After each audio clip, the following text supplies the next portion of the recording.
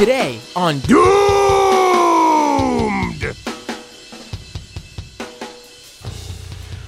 Right-wing propaganda, conspiracy theories, and resignations from the Trump administration. That's right, it's Doomed's annual WrestleMania season special! Can you believe it, everybody? All that is intersecting with pro wrestling, World Wrestling Entertainment. And joining me to discuss this all is a friend of the show. He's been our sort of, wrestling expert since the very beginning, I guess, right? Always on the show. Always enjoy having him on the show, I should say. He's not always on the show, although sometimes it feels like it. He's a reporter covering pro wrestling for Deadspin and Mel Magazine. He's the co-host of Between the Sheets, and you could find him on Twitter at David Bix. Ladies and gentlemen, David Bixenspan. Da-da-da-da-da. Oh, wow. I didn't realize you had your own theme music ready to go. Yeah, I needed some just since I can't hear the intro on my end. Right, so I'm sorry. I had to get in the mood because there was no today on Doom. Right. Oh, wow. Excuse me. Well, no, today on. I can't get throaty enough to do the Doom. Right, that's not even me. Properly. Some people think that's me doing the Doom thing. That's actually not. It's just like, I believe it's a clip from, I think it might be either Powerpuff Girls or Invader Zim. I was just looking for something in pop culture, like some that I liked, a show that I would watch, that just had someone saying the word doomed, and I just luckily found someone screaming it. And it worked out, For now. So, David. Yes. It's WrestleMania season. I feel like I should be playing, and being that today's events, I wish I had a breaking news alert sort of music to play. Linda McMahon. News breaks today that Linda McMahon, the Trump administration's small business administrator, also the wife of Vincent K. McMahon, the owner of World Wrestling Entertainment, WWE, the mother of Shane McMahon and Stephanie McMahon, the mother-in-law of Triple H. I feel like I could go on and on. But yeah, Linda McMahon is leaving the Trump administration. She's saying, "Sayonara, suckers." Yeah, it's so weird. Like, so you were gonna have me on again anyway, right? And then this happens, and I wasn't even thinking about that you were gonna want to do the Mania episode anyway. And then it turned out also that I had like three. It's not something I had planned on, but I ended up having like 3 articles that were like at the center of wrestling and extremism somehow. So it was like, perfect. Right. Well, it's WrestleMania season. Like, we are recording this. People are watching the live stream now, but people will obviously be listening on the podcast many days later. And we're recording this on Friday, March 29th. It is around 9 p.m. And we are literally, I don't want to say a week away from WrestleMania weekend, because WrestleMania weekend, to me, starts on Monday with Monday Night Raw. It's really WrestleMania week. It goes from what? The go-home show for WrestleMania, this Monday Night Raw, and then it goes all the way to the following week's Tuesday Night SmackDown. Well, it depends. Are we going by like the official WWE WrestleMania week, I guess? I'm going by when the media and everyone really starts talking about this shit. And to me, it seems like everyone starts really talking about, wrestlers are going to start going on the Today Show, I'm sure. They're going to be hitting up all those morning shows, and the mainstream media is going to start putting out their WWE pitched PR pieces about it on Monday, I feel like, with the WrestleMania Go Home show. That's when it's all going to start, at least.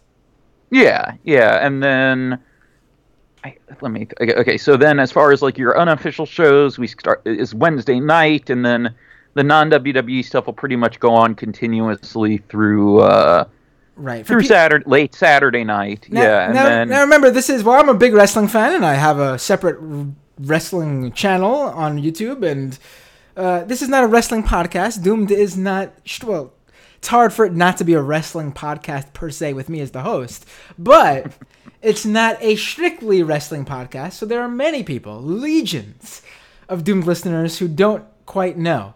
But when you say the unofficial shows, there's a whole, basically, sort of black market. That's not quite the gray market. Piggybacking. Yes, that's the better. Thank you. They sort of all these smaller indie companies all flock to wherever WrestleMania is as if they're going to the Holy Land every year or whatever. And they all hold their own shows. Multiple indie shows, you have old school wrestlers doing comedy events at the comedy clubs. You got multiple signings, conventions, whatever. It's like, it really is like, everyone's going to see the Kiss the Wall or something, but we're talking wrestling here. So that's what WrestleMania week really is. Is that would you say that's a good example for the lay people listening to this podcast? Pretty much, and there's way too much this year. Yeah, it's in New York. I live in New York. I'm actually tapping out this year because personally, well, maybe I'm not completely tapping out. I'm not quite sure yet. But as of right now, I'm definitely tapping out of the main stuff. Because it's just, I've been a little bit disappointed with the storylines these past couple of months. I go from watching every wrestling show and going to multiple wrestling events to pretty much going to no wrestling events and tuning in every now and then while still basically reading up on the storylines. Because I think the shows haven't quite been worthy of my, 5, 6, 7, almost 7 weekly hours of wrestling at the very least. Yeah, okay, so if you want to watch just the original WWE shows each week, and if you want to watch all of them, that is, 5 hours, 8, I mean, if you include main event, 9. It's too much. Yes. But, wrestling has a very special place in pop culture and, just basically, my heart at the very least. But anyway, I would say in the age of Donald Trump, I would say there's no political expert who can really talk about this age we live in with Trump as president without knowing at least the basics of professional wrestling. And that's because pro wrestling and Donald Trump go hand in hand. And we've talked about this on the show many times before. In fact, the last time WrestleMania was in New York, which I attended, Donald Trump was inducted into the WWE Hall of Fame. Yes. So, there's a connection there. And it's not just a connection with he's friends with Vince. He was an on-screen character on WWE programming throughout the years, many different times. There's a connection there because Donald Trump very much himself has a pro wrestling aesthetic in the way he goes about things. And I feel like, there's so much every year that comes out in the real world and in the wrestling world that intersects that I need to have this yearly episode, at least a yearly episode. I'm sure you'll be on again before the next WrestleMania, but at least this yearly WrestleMania special to talk about these different intersecting stories and happenings. And I think the first I want to talk about, let's talk a little bit more about Linda McMahon. So Linda McMahon today, the word has come out. She hasn't officially resigned, but the word has come out that she's going to resign. And apparently, Trump wants to run this big, he wants to hold, I should say, this big party for her to bid her adieu, to give her a farewell. And the reason he wants to do this is because basically, besides Nikki Haley, Linda McMahon is one of the first, I guess, besides Nikki Haley, the second Trump administration official to leave the administration of her own volition. She's not being forced out. She's not being fired. She's not being asked to resign. Linda McMahon chose to leave Donald Trump and her position as the small business administrator. So Trump wants to hold this big thing for her, or at least some sort of farewell. And you brought up as we were talking right before the show that it's not so much a conspiracy, but we brought up perhaps just one reason, maybe, why the timing of this Linda McMahon resignation is a little bit interesting. A little bit, I don't want to say suspicious, so let me stick with interesting. Why don't you take it from there, David? Yeah, so, WWE's pretty much longest relationship with any kind of charitable organization, I believe, is with the Special Olympics. It's either them or Make-A-Wish. I would say they probably go back about the same amount of time. It's probably the two closest charity partnerships they have. And, I'm curious if you agree with me on this. Those two are also the ones that it seems like they are the most genuine about on a corporate level. That while maybe they sometimes may trot them out for PR, it seems like they do genuinely, whether it's company management, the McMahons, whoever, it seems like they do genuinely get something out of doing their work with Special Olympics and Make-A-Wish. Right. Listen, if you go to a wrestling event, any wrestling event, doesn't even have to be WWE, a signing, an indie show, literally, I cannot tell you how much of a fan base pro wrestling has within the communities of people with mental disabilities and physical disabilities. It makes up a sizable portion of their I don't know how to explain it, and their niche fan bases, you're opening yourself up to dumb jokes from some people, right? Right. But it's the truth, though. And it's because the WWE really goes out of their way to reach out to these people and these communities and make them feel welcome. Like, I have a friend who's a big wrestling fan who works with people with disabilities. And he would tell me constantly how so many of the people he works with would come up to him on a Monday or a Tuesday or a Sunday when WWE holds a pay-per-view to excitedly talk about the previous night's events. And it's because it speaks to them. I guess they enjoy, from what he told me from his own personal experiences, they love the faces mostly. And that probably is because, they like the idea that good triumphs over evil. And, when you are living with these sort of issues and you deal with bullying and people who are pieces of shit and probably stare or who knows what outside, when they're just going about their day. Because a lot of these people are able to go about their day as if they're not disabled. Like just people without disabilities. And, they like the idea that good people will be victorious in the end, I guess. And WWE is really welcoming to them. I don't know how else to put it. Yeah, and like if you look at the grand scheme of how WWE treats these things, like they're not. They'll do videos sometimes and they'll trot out like when John Cena broke the all-time most Make-A-Wish wishes granted, but they don't really exploit the connection in any way that's in any kind of bad taste, right, or seems like they're just exploiting it for exploitation's sake to get good publicity. Right. It's not like the Susan G. Komen thing they do, which is just ridiculous. It's just too much. First of all, that organization has issues in and of itself, but they have the whole month where the ropes are pink and they bring out the survivors to go in the ring and do promos. Basically, they really market the event and they sell merchandise for it. It's not the same as the work they do within, like you said, the community, people with disabilities or Make-A-Wish. It's not the same. Right.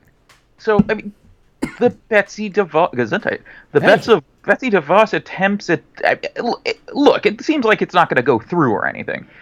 But the whole defunding the Special Olympics thing, and then that Big Show posted a video, or TMZ got a video of him. I have that video. Speaking out against it. We should probably play it, right? So like you said, Betsy DeVos, in her budgeting for in her role as in the Department of Education, which is great that someone of her stature is involved with our the public schools. Who else could run public schools better than someone who's never who's never gone to public school, right?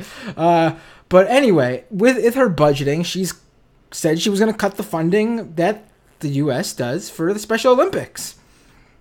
And Big Show, again, if you're not familiar with Big Show, he's definitely one of the more famous wrestlers, so that's weird. But Big Show is a 7-foot-tall WWE superstar who does a lot of this work that with these groups. I think he's actually done stuff with the Special Olympics themselves, correct?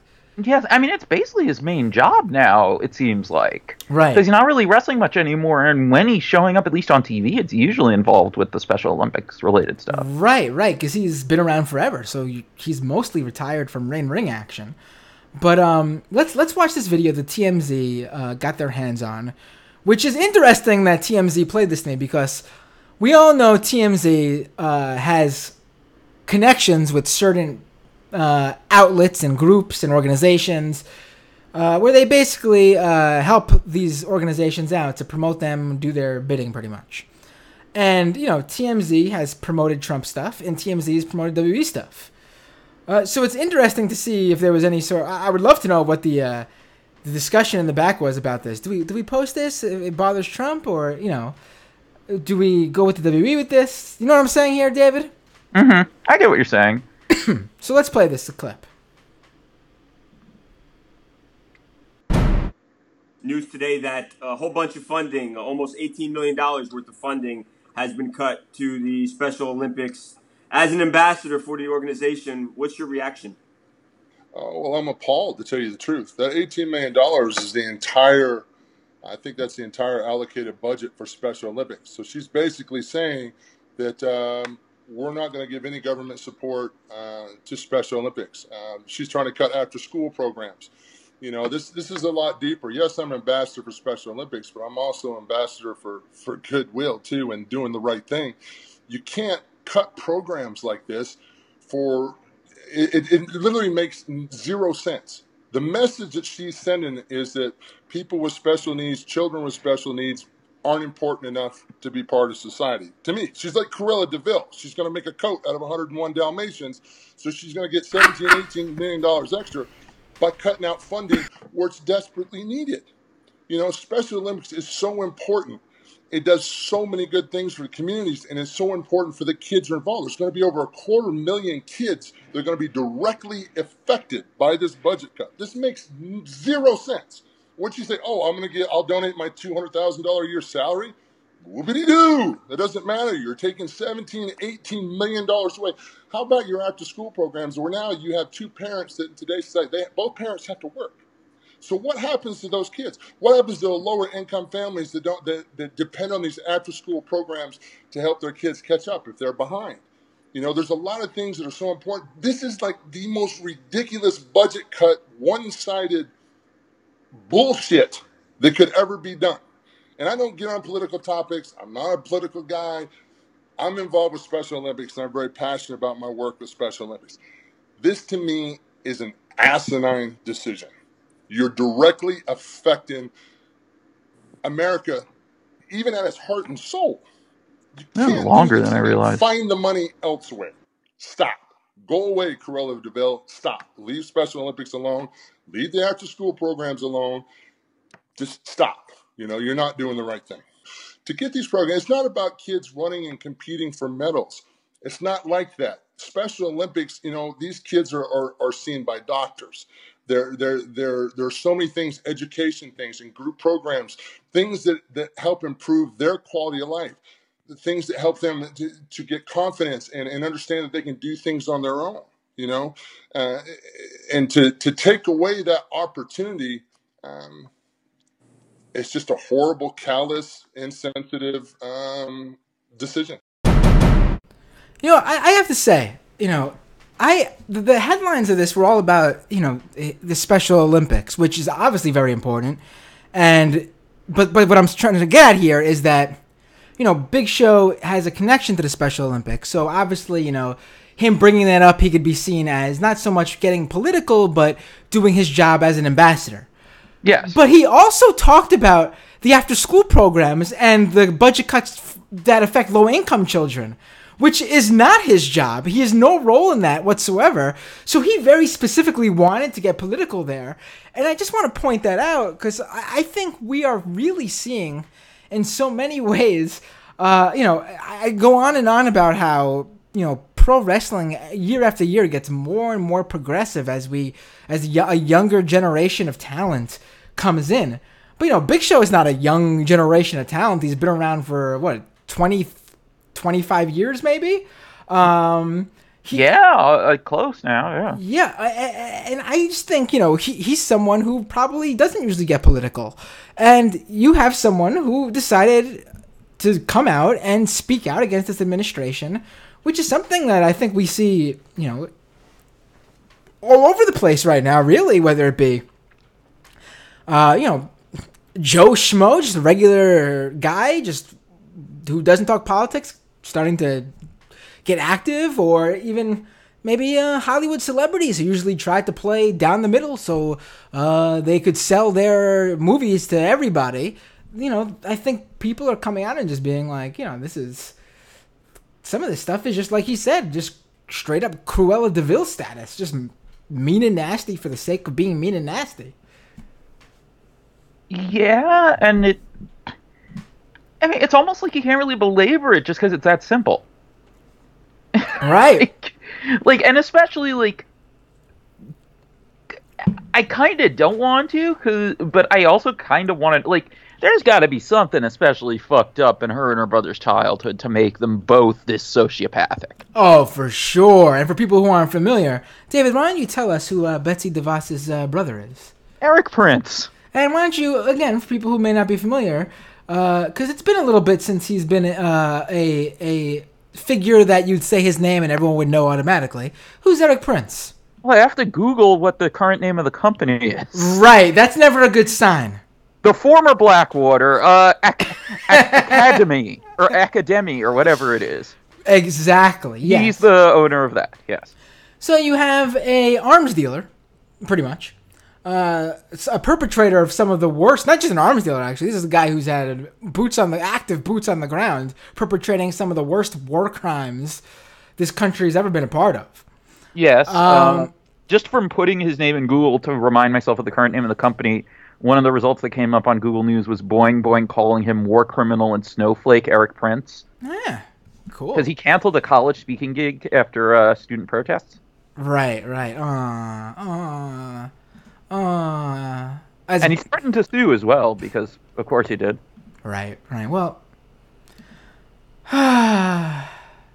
that's one of those problems with free speech, David. Not that people will shut you down. It's that people can speak out.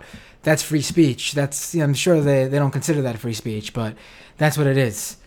But they don't like that version of free speech. But anyway, this is, to me, you know, just, I think people, when they hear about pro wrestling, and they, still to this day, I think they have this outdated view of it. And I think this next story, this is one you wrote an article about. This next story will blow that out of the water, because that belief about wrestling being, you know, wrestling and for, you know, conservatives and you know, white trash, which is also classist, but let's stick with the it being for conservative type people, for Republican type people. I think this will blow that idea out of the water, because this isn't some mainstream fuckery like you have with Betsy DeVos. This is a indie wrestler who spoke out against really one of Trump's biggest propaganda outlets that I would say most people don't know about. Why don't you take us through this piece that you wrote? All right. Now, first, I'm also going to send you a link, since you mentioned the demographics. This is a Business Insider article from 2013. Why don't you put the chart that's in there up on the screen when you get a second? Cool. Because it's about the political leanings and likelihood of voter turnout of the fans of various different sports. But anyway, so the article, while you get that, the article basically, Sinclair Broadcasting, which you've talked about on here before, but not everyone knows about, they are a station group owner, basically. They own various different network affiliates across the country, and unlike most station groups, they have some of their own programming. And with them, it's... Now, why am I forgetting her name all of a sudden? Who is it that does their political talk show? Martha something? Am I thinking the wrong name? Wait, who are you talking about? The one that does their weekend news show. Fox? No, on Sinclair. Oh, I don't even know, to be honest with you. I know that they got Boris, what's his face, who used to be part of the Trump administration. Let me pull up his full name. Boris Epstein. Epstein, yes, who's probably the worst TV host I've ever seen in my life. I can't believe this dude has a gig where it's obvious why, because he used to work for the Trump campaign back when they were during the 2016 election.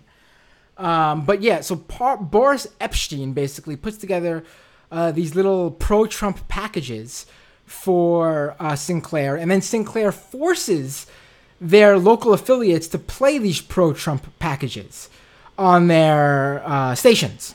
And the problem with that isn't just that, if you don't want to go, if you're a local news anchor or producer or camera guy and you don't want to work for a conservative outlet, you should leave. Well, the problem is, aside from the fact that these people aren't rich and can't just snap their fingers and find a new job, the problem with that is that Sinclair also actually buys up affiliates all the time that weren't, obviously, because they're buying them up, they weren't previously part of Sinclair. So you could be working for a local news affiliate, enjoy your job, enjoy the people you work for, even enjoy upper management. Maybe at the very least upper management stays out of politics. And all of a sudden Sinclair comes along, buys up the station, and all of a sudden you're forced to either find a new job or push Trump propaganda. Right, and most of their original programming are these must-run segments. They don't do a lot of centralized Sinclair programming. Now, other than the must-run segments, there's the weekend morning show that I'm forgetting the... I'm looking it up. What is it? Oh, Cheryl Atkinson's show. There we go. Okay, that name sounds familiar. I can't remember the name of the show, though, but Cheryl Atkinson has her weekly show. They might have some other sports content. Full Measure. Thank you. Full Measure with Cheryl Atkinson. That's right. She's Atkinson, not Atkinson. And there's that. I think they bought the tennis network at some point. They also own some of the the digital sub-channel networks. So how there's Buzzer for game shows and stuff like that, and Antenna TV. Right. They have, I think, Charge is one of theirs. They have a sci-fi one. They have a few of those. And but their other main original programming is the pro wrestling promotion Ring of Honor, which they purchased 8 years ago.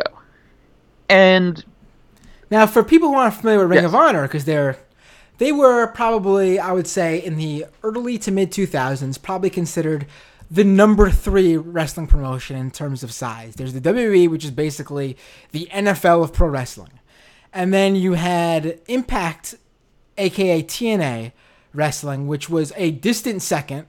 And Ring of Honor was probably right behind Impact in terms of size. It was basically a indie promotion that toured a lot more than most indies, that had some well-known talent, even some former WWE talent during different times. And once they got bought up by Sinclair, they had affiliates that broadcasted a weekly show that they put on. Right. So, I mean, that part's pretty simple. And people who came out of Ring of Honor, who you might be familiar with, CM Punk, Daniel Bryan, Samoa Joe, AJ Styles. I can't even think of who else. There's probably more that I can't even think of. Seth Rollins. How could I forget? And even people who aren't wrestling. There's people on commentary who's been Ring of Honor. Nigel McGuinness, right. So a lot of big stars came out of Ring of Honor. And this is before most of those guys, if not all of them, I think, were already gone from the company by the time Sinclair bought them, correct? The ones we talked about, I think Rollins may have still been there by then. And I think McGuinness ended up doing commentary some in the Sinclair era. But otherwise, pretty much. Do we the ones know, we're talking about. Do we know how much Sinclair paid for Ring of Honor? If I remember right, the news, I think it was a press release, said 7 figures. Or at least 7 figures, or in the million. It was something. It was one of those things where you couldn't really tell if it was 1 million or 10 million type of thing. Right, so it was towards the lower end, because if WWE is buying up WCW right after the Monday Night Wars, for how much they buy it for? Something like I think it was $2.5 million plus ad buy commitments, and with the total cost being in the $4 to $5 million range. Right. So if WWE is buying their former competitor who was beating them during the late 90s, which was owned by Ted Turner for just $2 million, then I'm assuming that a lower wrestling promotion isn't getting purchased by a non-wrestling outlet for more than that. So it's got to be under that is what I'm assuming. Right, probably $1.5 million. Right. Something like that, I would think. So they've built it up. It's not WWE level or even the level WCW was at, but they're doing fine for themselves, and they never really get let the political leanings of Sinclair get into the programming. And from everything I've ever heard, there generally isn't any push down for them to politicize anything, or even really any interaction from anyone else at Sinclair. They when they say they are allowed to operate as basically a separate unit, as far as I can tell, that is true. Right. And before we go any further, let me pull up this chart you sent me from Business Insider. Yes. So what we're seeing here, it's the political leanings of sports fans. And wrestling, it looks like pro wrestling, specifically WWE Pro Wrestling,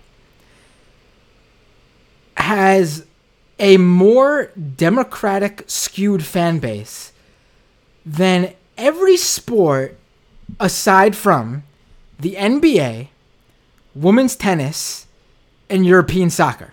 And the WNBA, which, shock of shocks, is all the way much further to the left than anything. I didn't even see that. That's how far to the left it is. Wow. Okay. Right. Okay. Thank you for bringing that up. So if you're watching on YouTube, you see this chart. You have WNBA all the way to the left, followed by the NBA, followed by women's tennis, followed by European soccer, followed by pro wrestling. And yes. I'm sure these all have very diverse fan bases. But aside from the NBA, I'm going to assume that WWE probably has the most diverse when compared to WNBA, women's tennis, and European soccer. If we're talking about gender, if we're talking about race, if we're talking about any other attribute you want to ascribe to here. I'm going to assume that just from what I've read about pro wrestling. Yeah. One of the big things with WWE programming is that they're, what's called over-indexes, which means relative to just average television programming with Black and Latino viewers. They do tremendously well in terms of having a diverse audience. Right. It's one of those things that's really never been those stereotypes that's never actually been true of wrestling fans. Diversity. Now, one problem looking at this chart is that unfortunately they don't vote. They don't vote at all. Wrestling fans are on the bottom of the list in terms of voter turnout. That's right. More MMA fans, which surprisingly skews Democrat, which I'm shocked about, actually. Just slightly, though, based on this chart. Yeah. Right. But more so than I thought. I thought maybe it would be right down the middle, if not skewing to the right, to be honest with you. But anyway, wrestling fans don't turn out to vote at all, which maybe that is an opportunity for young political minds such as myself, who are also wrestling fans, to start pro wrestling voting drives, voter turnout drives. That is now going to be, I think, my thing. Thank you for sending me this this chart, David. Now I have to get politically active with wrestling fans. Wonderful. But it is an interesting chart. I'm looking at some of the other sports on here. I mean, it's really not surprising that golf skews Republican, and that they also have the highest turnout, which is really unfortunate. That MLB skews right, which I thought was a little bit. NHL skews right. That's interesting as well. Shit. Yeah, MLB is just MLB is there just kind of right of center. Is there anything on here that explains what the size of the dot represents? No, I don't see that actually. That would be interesting to find out, because maybe it's the size of the audience, because NFL is the biggest one there. I guess, but that doesn't make sense then, because look at the size of the wrestling dot compared I mean, it's bigger than the Supercross dot, but not that much. Right, but look at it compared to NBA too, which means once it gets small, it's probably just a matter of representing it on the chart, yeah. Right, because the NFL one is so huge that I bet it's so big as it makes up for that many NFL fans. Whereas the NBA is only a little bit bigger than the pro wrestling one, but that's because I'm sure that little bit of size difference actually accounts for a fairly large audience actually. Right. All right, so back to Sinclair, yeah. Back to Sinclair. But that's a really important thing to have here, because it also makes sense as to why Sinclair isn't pushing this political propaganda, pro-Trump propaganda on their pro wrestling baby that they spent at least $1 million on. Yes, exactly. And, who knows exactly what the finances of the company are these days. When it was bought, they probably bought it with the idea, it's cheap programming, so it can be a loss leader to a degree. Is it making money now? I don't know exactly, but it's one of those things. You don't know. It's hard to know, because since they're not actually paying for programming, they can lose some money on it. It's not a big deal. So anyway, David Starr. So before I explain the David Starr thing, there is something you need to understand, though, as far as how ROH and its talent contracts and so forth. So ROH has basically two different tiers of wrestlers for the most part, at least among the people who regularly appear with them. They have wrestlers who are on contracts that are exclusive to the United States and Ontario, but not to the rest of Canada, because their TV airs in Buffalo, so they run in Ontario. And they have people who are exclusive with them basically just for TV. And so either of them can wrestle, if they don't have an ROH date first.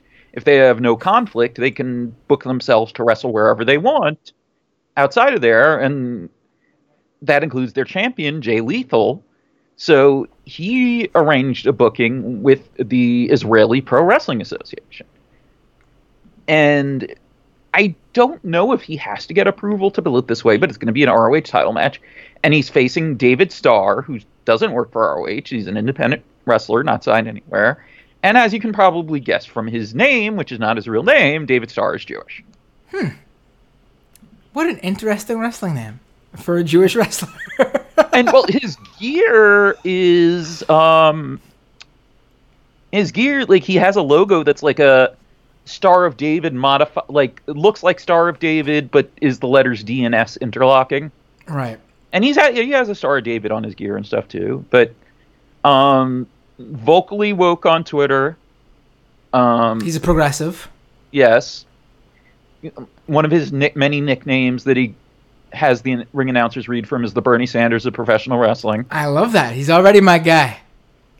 But it's not like he had been political in terms of wrestling stuff as a character, in spite of the Bernie Sanders of professional wrestling thing.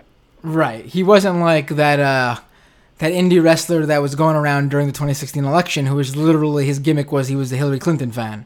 The progressive liberal, which was a gimmick to wrestle using in places like West Virginia. Right. Genius move, by the way. A classic pro wrestling heel to be to run as to have a Hillary Clinton supporter gimmick while wrestling in red states. Genius. Yeah, Genius. especially coal country.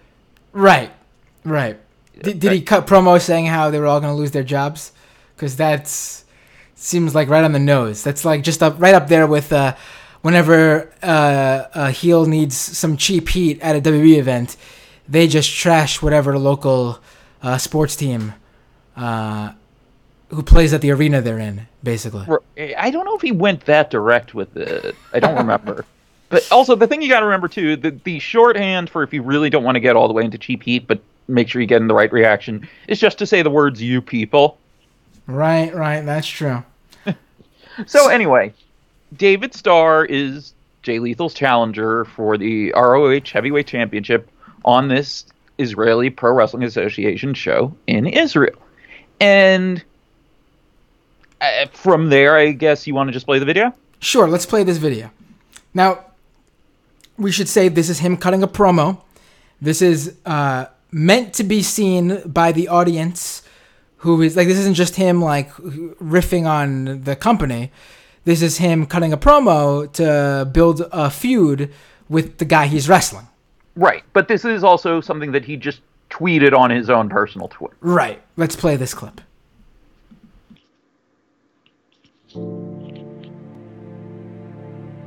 Ring of Honor Wrestling is a stalwart of pure professional wrestling in an industry that is monopolized by sports entertainment.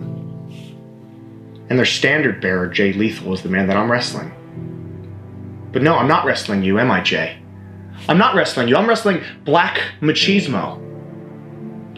So why don't you just do it, Jay? Why don't you just spit in my face? Why don't you just disrespect me? Because that is absolutely a complete and total joke. Something else that's a joke is that Ring of Honor Wrestling used to represent pure, independent, professional wrestling instead of representing a far right-wing, extremist, corporate propaganda machine. Do you think it was some kind of cute publicity stunt to let the little Jew boy get a flight to Israel to wrestle for your championship? Is that what you thought? Did you think that? Because no, I'm not wrestling for your championship because I'm a Jewish kid in Israel. I'm wrestling for your championship because I'm one of the best independent professional wrestlers on the fucking planet. Sinclair Broadcasting, you think you're doing me a favor by having me wrestle for your championship in the homeland? No, because it's not just the homeland for me because I'm a Jewish man. It's supposed to be the homeland for everybody. It's supposed to be a place where we can all seek peace and refuge. It's supposed to be a place that doesn't deprive its citizens of basic civil human rights. But you know what? I'll take the favor, man. I will. Sinclair Broadcasting, I'll take the bone you're throwing at me because on the morning after April 21st, you will have to wake up to your worst nightmare. You'll have to wake up to the fact that your championship is now represented by a progressive Jew named David Starr.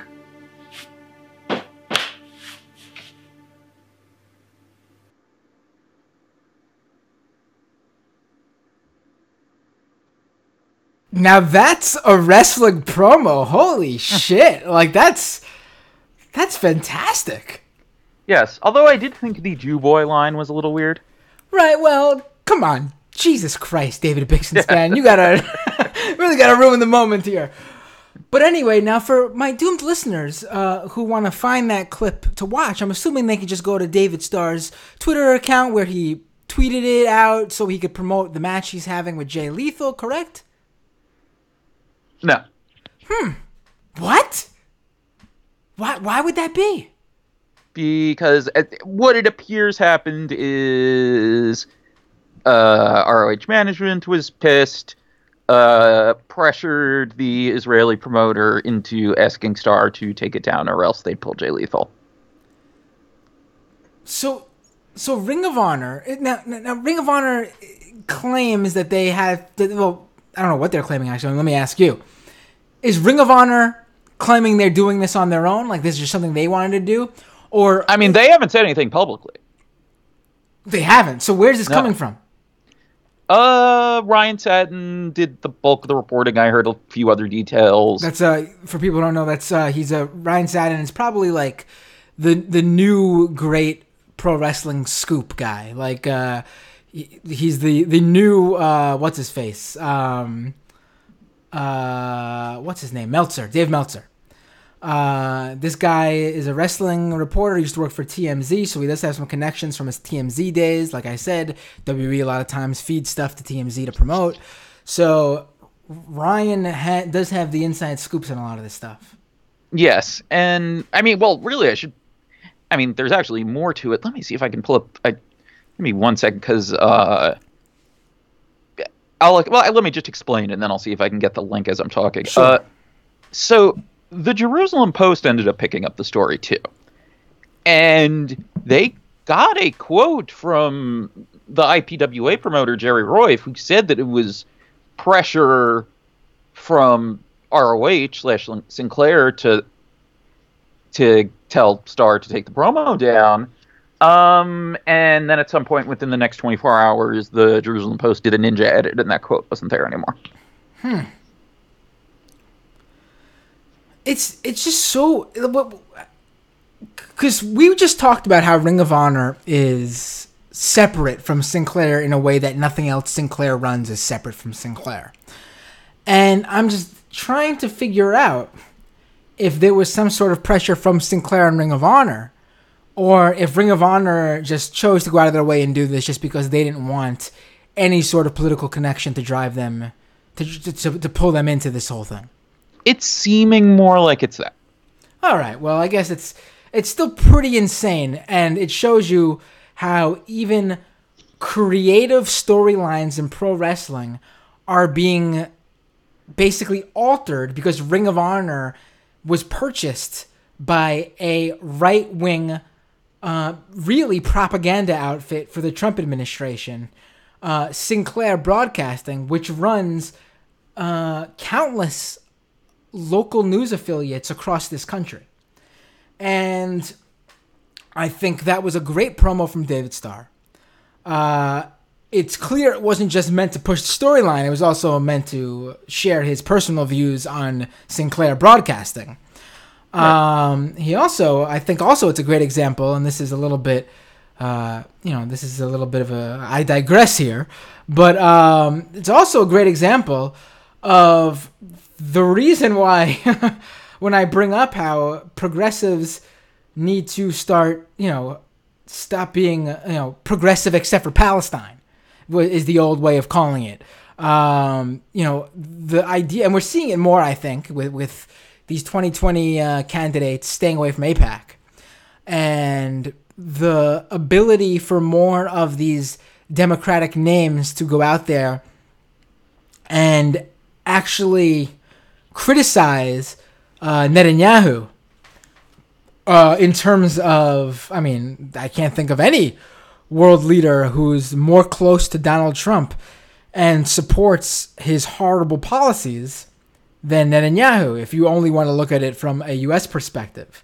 If you want to broaden how you look at it, there's probably very few people, Saudi Arabia is up there, obviously, many few world leaders who support Trump, who are as terrible themselves as Netanyahu.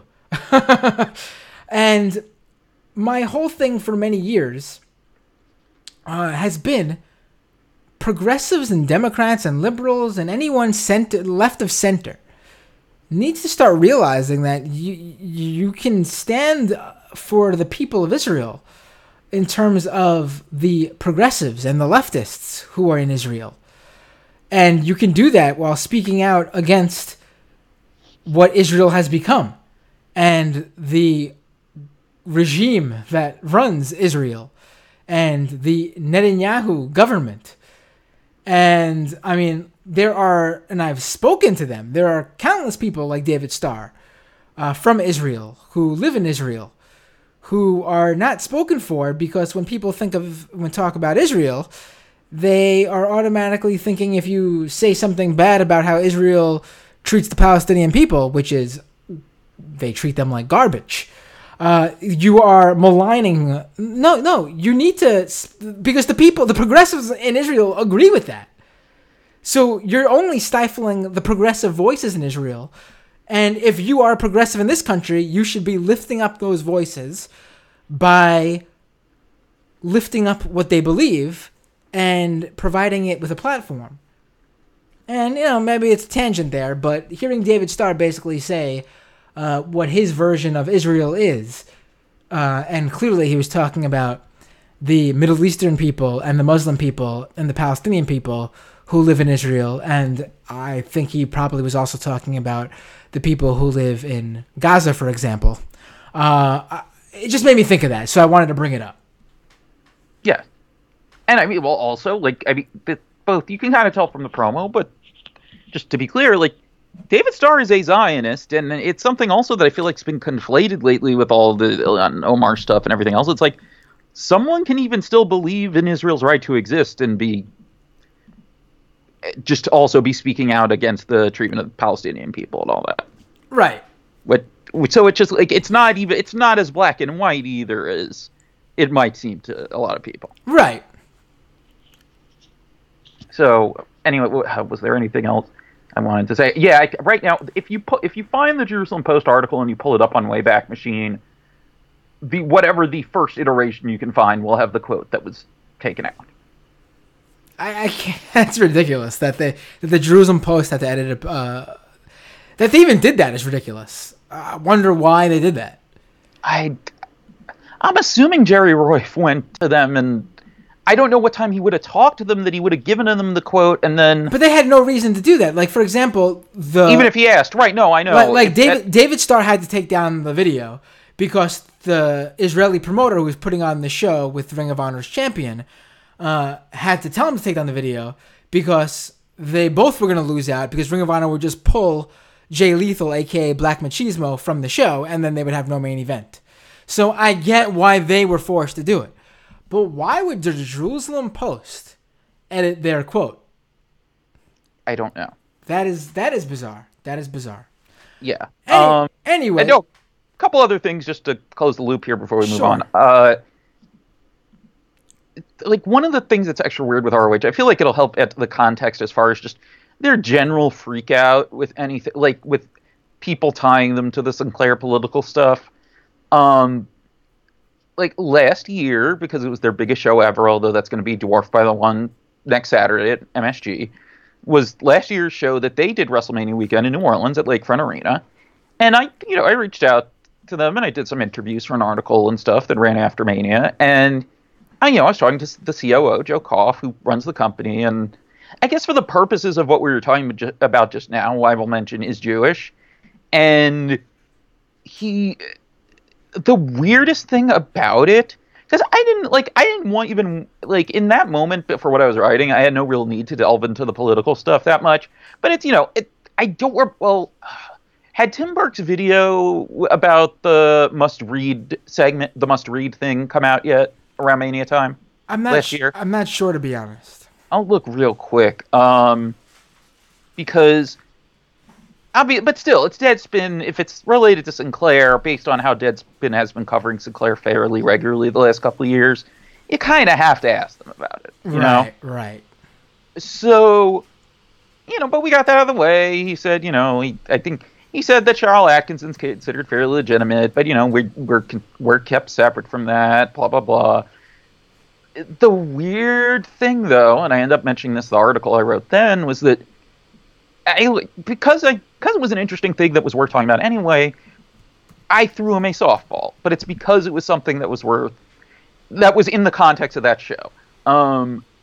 Because they have a working relationship with the top promotion in Japan, New Japan Pro Wrestling, their wrestlers will kind of commingle, and the top foreign star of New Japan then, who's since left for a new company that's starting up, and that's a whole other thing that if you don't know wrestling will take up too much time to explain, Kenny Omega, who, how would you describe this? Basically when he started wrestling in Japan for a different company, he was part of a tag team with a Japanese wrestler called the Golden Lovers, and they were basically just supposed to be gay. They would kiss, they would go on dates. How much you would say it was comedic, I don't know. But it's kind of abandoned once they go their separate ways and once they start wrestling for New Japan. And eventually he becomes a bad guy, he's a heel, blah, blah, blah. But they eventually set up this big reunion last year. Right. And it's, Kenny Omega's fellow bad guys have abandoned him, and then his former partner in the Golden Lovers, Kota Ibushi, runs in to save him, and he won't take his help, and then Ibushi just grabs him and hugs him. Confetti immediately goes off. One of the Japanese announcers is crying.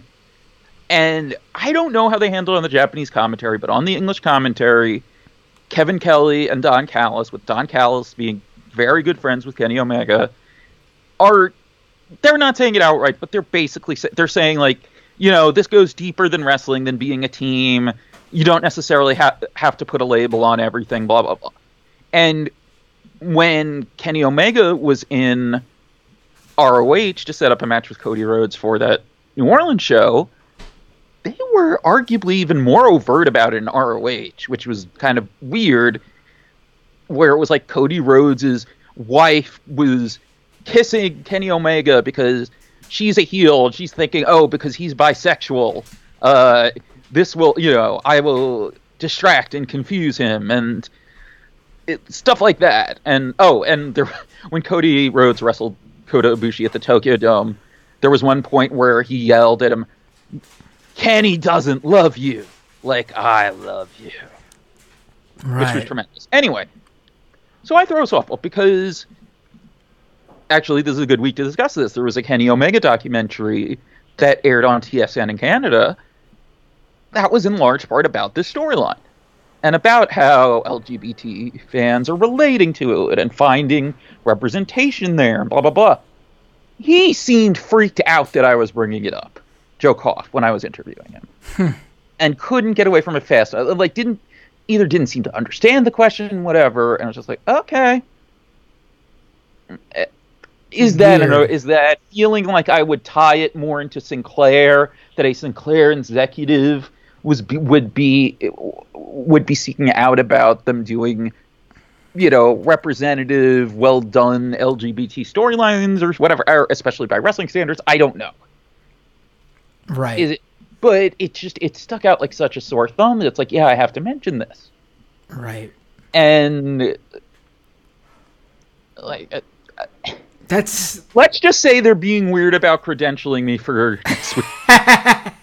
Wow. So for those who aren't familiar, there's going to be a big event at MSG next week to coincide with the WrestleMania week.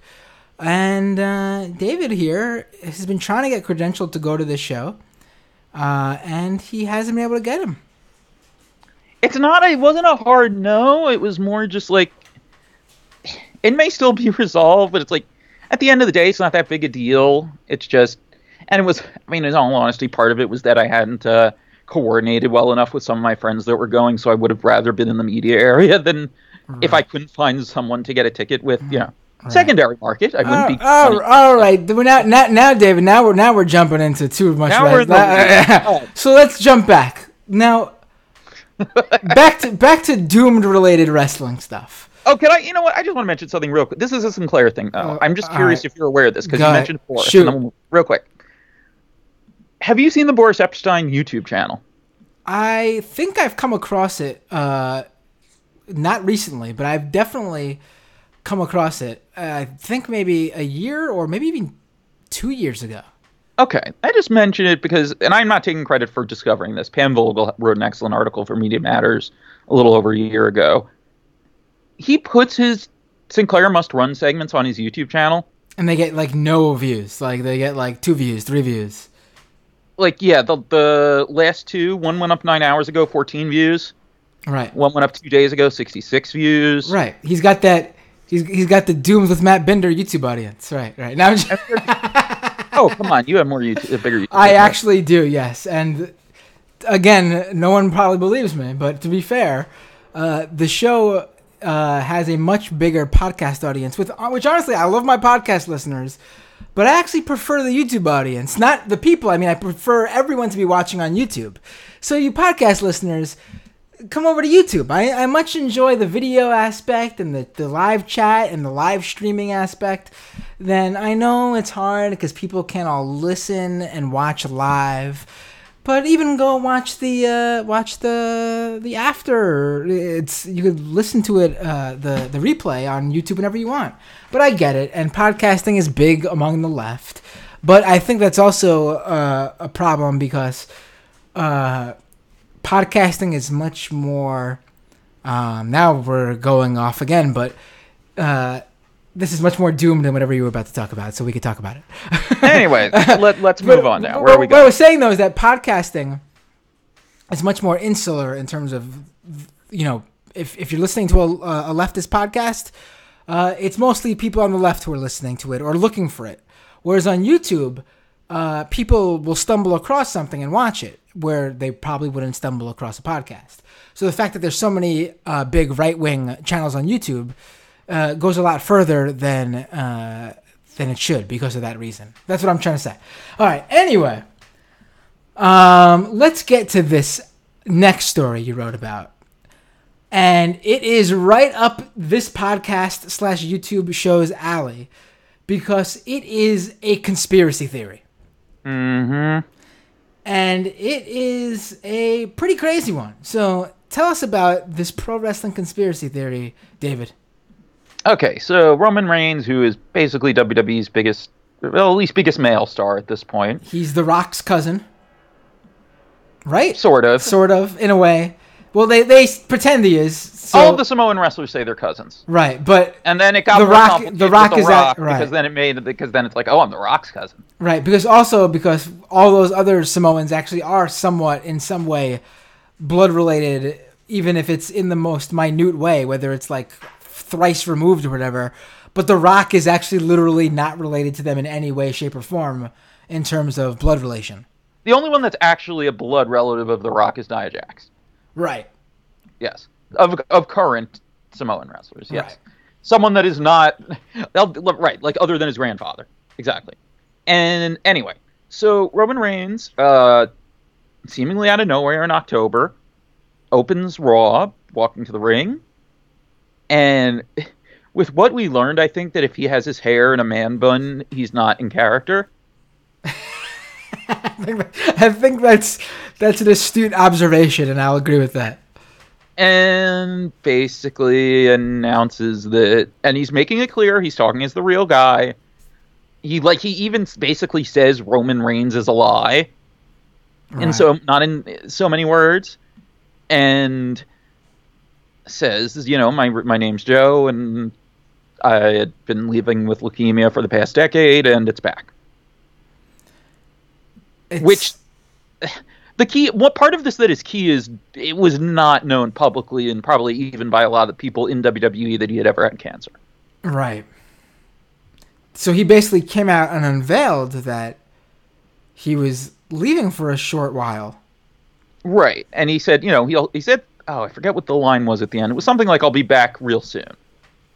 Like, he was making it kind of clear that he was not necessarily going to be gone that long. And if you paid close enough attention to what he was saying, you did research, some people talked to doctors, I thought, but even if just from the wording, I thought it was fairly clear from what he was saying that he had some kind of chronic kind of leukemia, right? Right. If you had enough brain cells to rub together, it was fairly easy to discern what he was saying. Even if you didn't know the specific type and the name, he was clearly talking about something more than, I guess, a traditional relapse remission kind of cycle. Right. And basically, once he starts to kind of show his face again in January, even before he comes back, but then really once he came back in late February and announced that he was in remission, some stupid people went crazy. So and basically decided that he did not really have cancer, and that it was a WWE engineered plan to try to get fans to like him more, because he had never fully won over the whole fan base, especially the hardcore fan base. Right. Which is weird because, the whole idea is, first of all, when he came out and announced it, it was very shocking. I remember watching him being like, whoa, that's crazy. It's a big deal when a wrestler breaks character live on the wrestling show where they're usually in character. So it's the real deal. It's a serious thing.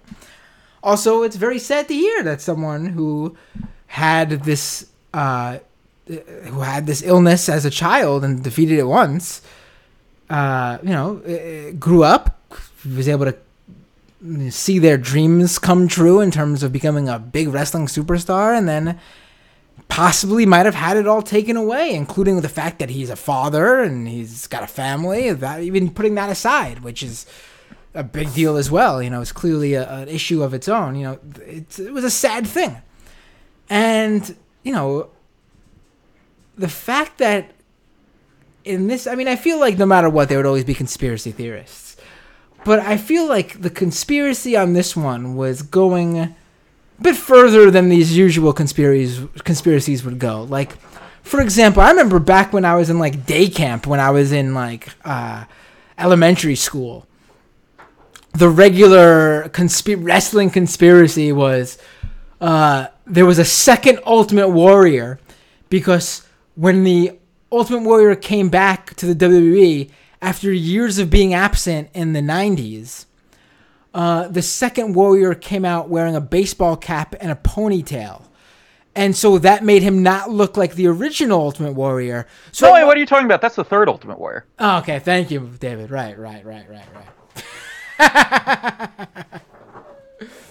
So that's what I mean, though. That was the big conspiracy, and it's so, silly and ridiculous that you can see how it becomes an urban legend type thing, and not so much a conspiracy theory that would harm people. There's a difference between the two. But this one, I think, was just, it was an ugly conspiracy theory. Yeah, because, okay, look. The average fan being cynical about WWE is probably a good thing. So you can, the thing is, you can map out why someone would go in this direction. It's not QAnon where you can't even figure out why they would think why they would think this random mass dude on a message board is this secretly powerful person. You can map out why someone would get there, even if you don't think you would ever get there yourself. You can see the thought process being plotted out, but still, it's really? Right. Ryan in the live chat said, before you even mentioned QAnon, said WWE Anon. So there you go. Exactly. And would this have happened if it was any other wrestler? With this speed of recovery, maybe, but probably not. Right. But so where's this conspiracy theory at now? Because Roman Reigns has now come back months later. He, during his time away, he did some one or two movies, it seems like, while he was in recovery. Yes, yeah, small roles, and that seems to have fueled the conspiracy theory. But what it seems like to me is that, from what it looks like, is that this guy who's used to traveling and working is home recovering and wants to go out and do stuff. So his cousin, The Rock, went out and got him some sort of minor role in a movie or two. That The Rock is also in. So this guy isn't home depressed while he's also going through this recovery process. Yes, and he looks like an athlete with his shirt off. He doesn't look like The Rock, though. Right. It's not like he even looked so amazing with his shirt off that it was questionable. Right. It's in any way like that. It's not like he looked like he was in stunningly great shape. He didn't look jacked. He looked fine. So still, people were like, oh, why would he be doing this? Why would he consider himself to be in good enough shape to do a movie with his shirt off, et cetera, et cetera. And that seems like that being thrown on top of everything else, I think, was really what kind of made the conspiracy theorists get going. Right. And where are these conspiracy theories now that he's back in the WWE? He's come back. He's He's completed his treatment. He's, according to what I believe, did he come out and actually say that he was cancer-free fully? He said, I'm in remission. Perfect. Love to hear that. So where are these conspiracy theorists now? What do they think happened, or are these conspiracies still going around, or have they pretty much? I'm sure they didn't change their mind, but are they still spreading this shit, or did they pretty much forget about it now that he's back? I mean, it's still there. I just put in the Twitter search in TweetTech right now, and this is probably maybe even a little too wordy for it, but if you put in just the words Roman Reigns, cancer fake, there's a guy 2 days ago going off about it, replying to one person saying, asylum equals fake hospital, Roman Reigns equals fake cancer, which, boy, does that sum up this whole thing in one tweet. Right. And then what else? If a little bit of fake cancer stops you from booing Roman Reigns, then I feel sorry for you. That's so stupid. So stupid. Let's see. All right. Discuss. Actually, it says discus. Discus Roman Reigns is fake cancer then. Attack everyone who's as in apostrophe S, reject his point, end view. Also talking loudly like, quote, I'm wrestling authority, ... LOL, ... Are you out of your mind? Dude, you should stop watching wrestling. This is also not replying to anyone in particular, right. Even though it seems like it is. Right. Someone replying directly to him when he tweeted photos on the set of the ESPN shows earlier in the week.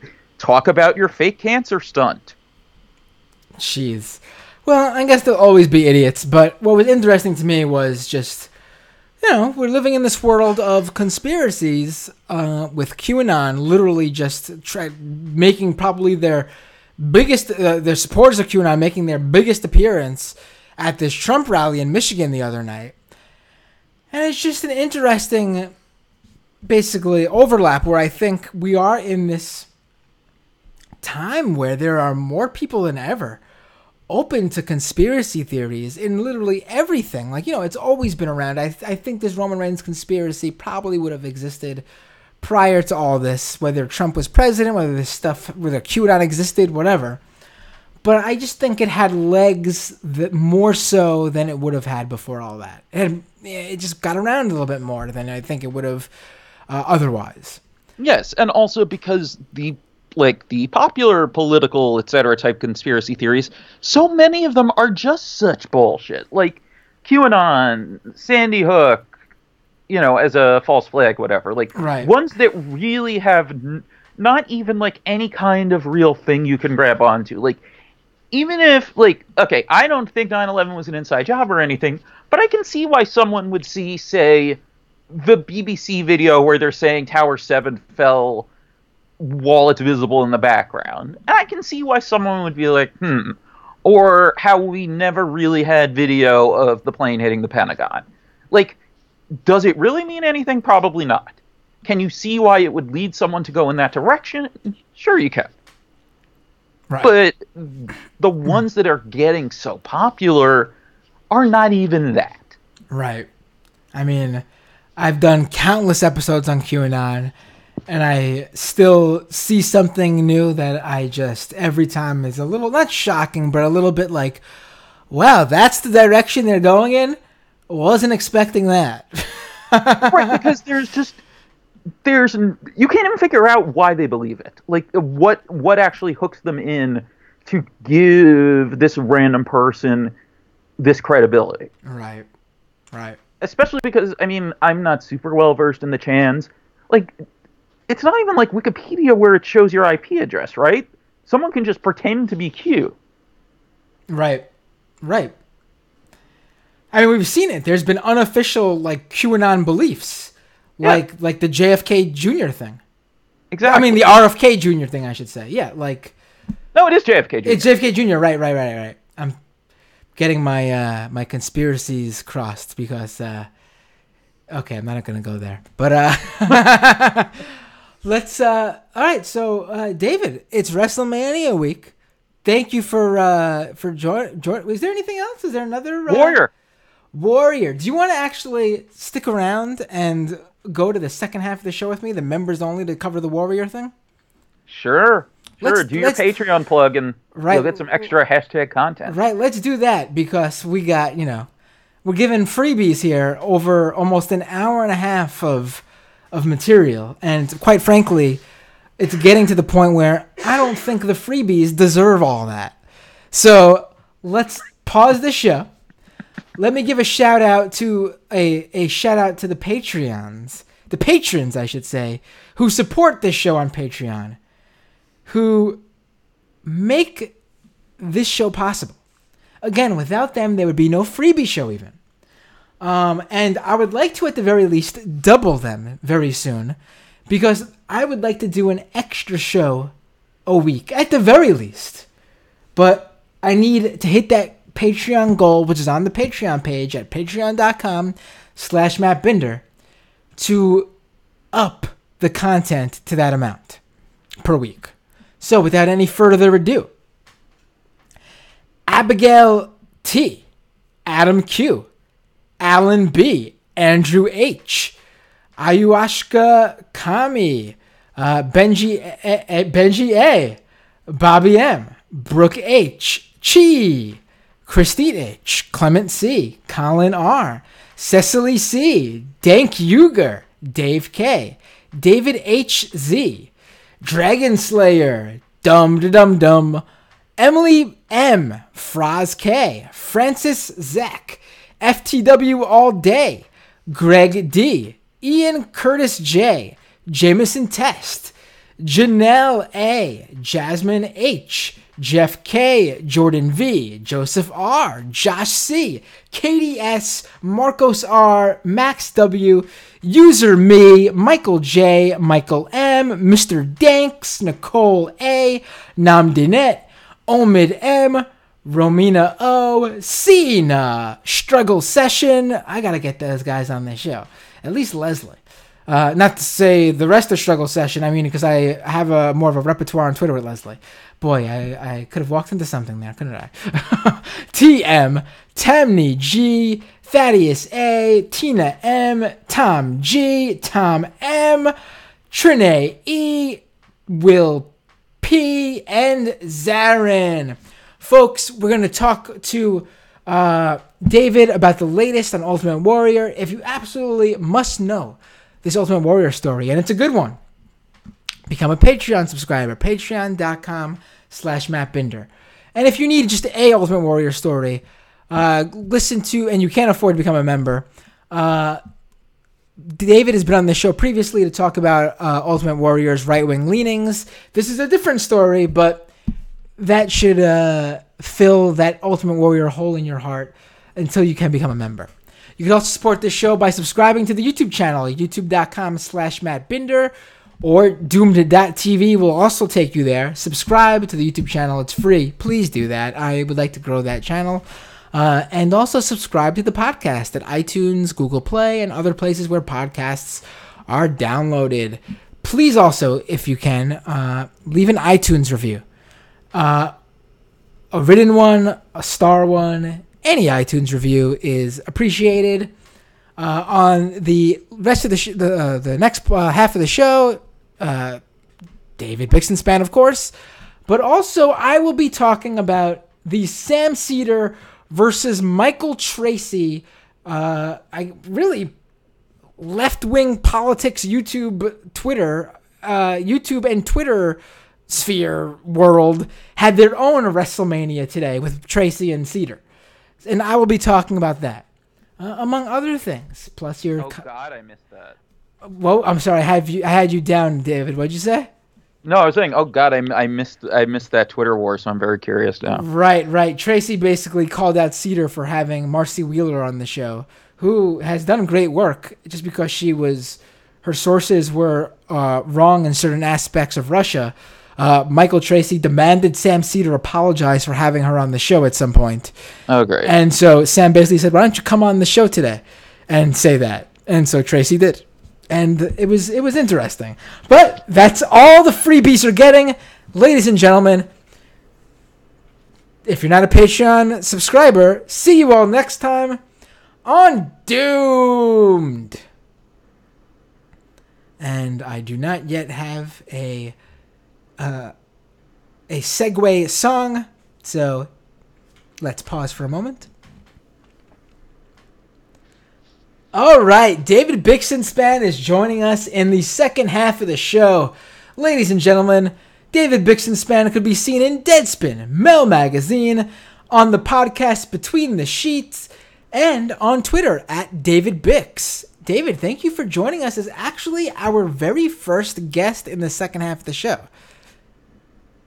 Usually I cut people off and say, gotta run, gotta jump.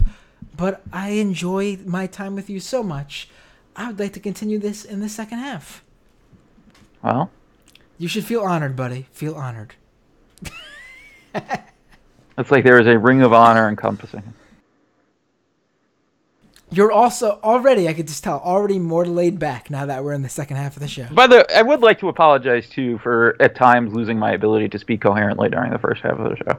Oh, I didn't notice. What happened? I felt like I was more scatterbrained than usual. It's all good. Sometimes it happens. What can you do? So, David, let's get right to it. Tell us about this Ultimate Warrior story you covered this week. Well, so the basis for it, at least, is not that different from, I guess, what we would have talked about. I guess it was on last year's Mania episode, right? Right. Where WWE every year, as part of their Hall of Fame induction ceremony, now has the Warrior Award, where, at least for the first several years, it was usually like a viral, inspiring celebrity type in some form or fashion, to recognize them for embodying the indomitable spirit or whatever of the Ultimate Warrior. And because the Ultimate Warrior was, I mean, in a way, like, not as a compliment, like, kind of ahead of his time as an inflammatory right-wing chud. Like, that's something that a lot of people are not cool with, especially, like, because he was just outright, like, there I go again. Because I'm trying to find the best way. That was worse than anything on the first half of the show. Listen, you're just there's a lot, and I need to distill it. Right. And also, you're paying homage to the old Bubba Ray Dudley gimmick. Yes, exactly. There you go. That was, like, the worst I've ever had. What the hell happened there? Some of what he would say, I guess, would be coded. Some of it absolutely was not. And a lot of it was on his old blog, which is now not on the internet anymore because his company memory holed it by... First, they redid his website, and then last year, after Rob Rousseau did an article for Vice, they sent a DMCA takedown notice to the Wayback Machine, who took it down.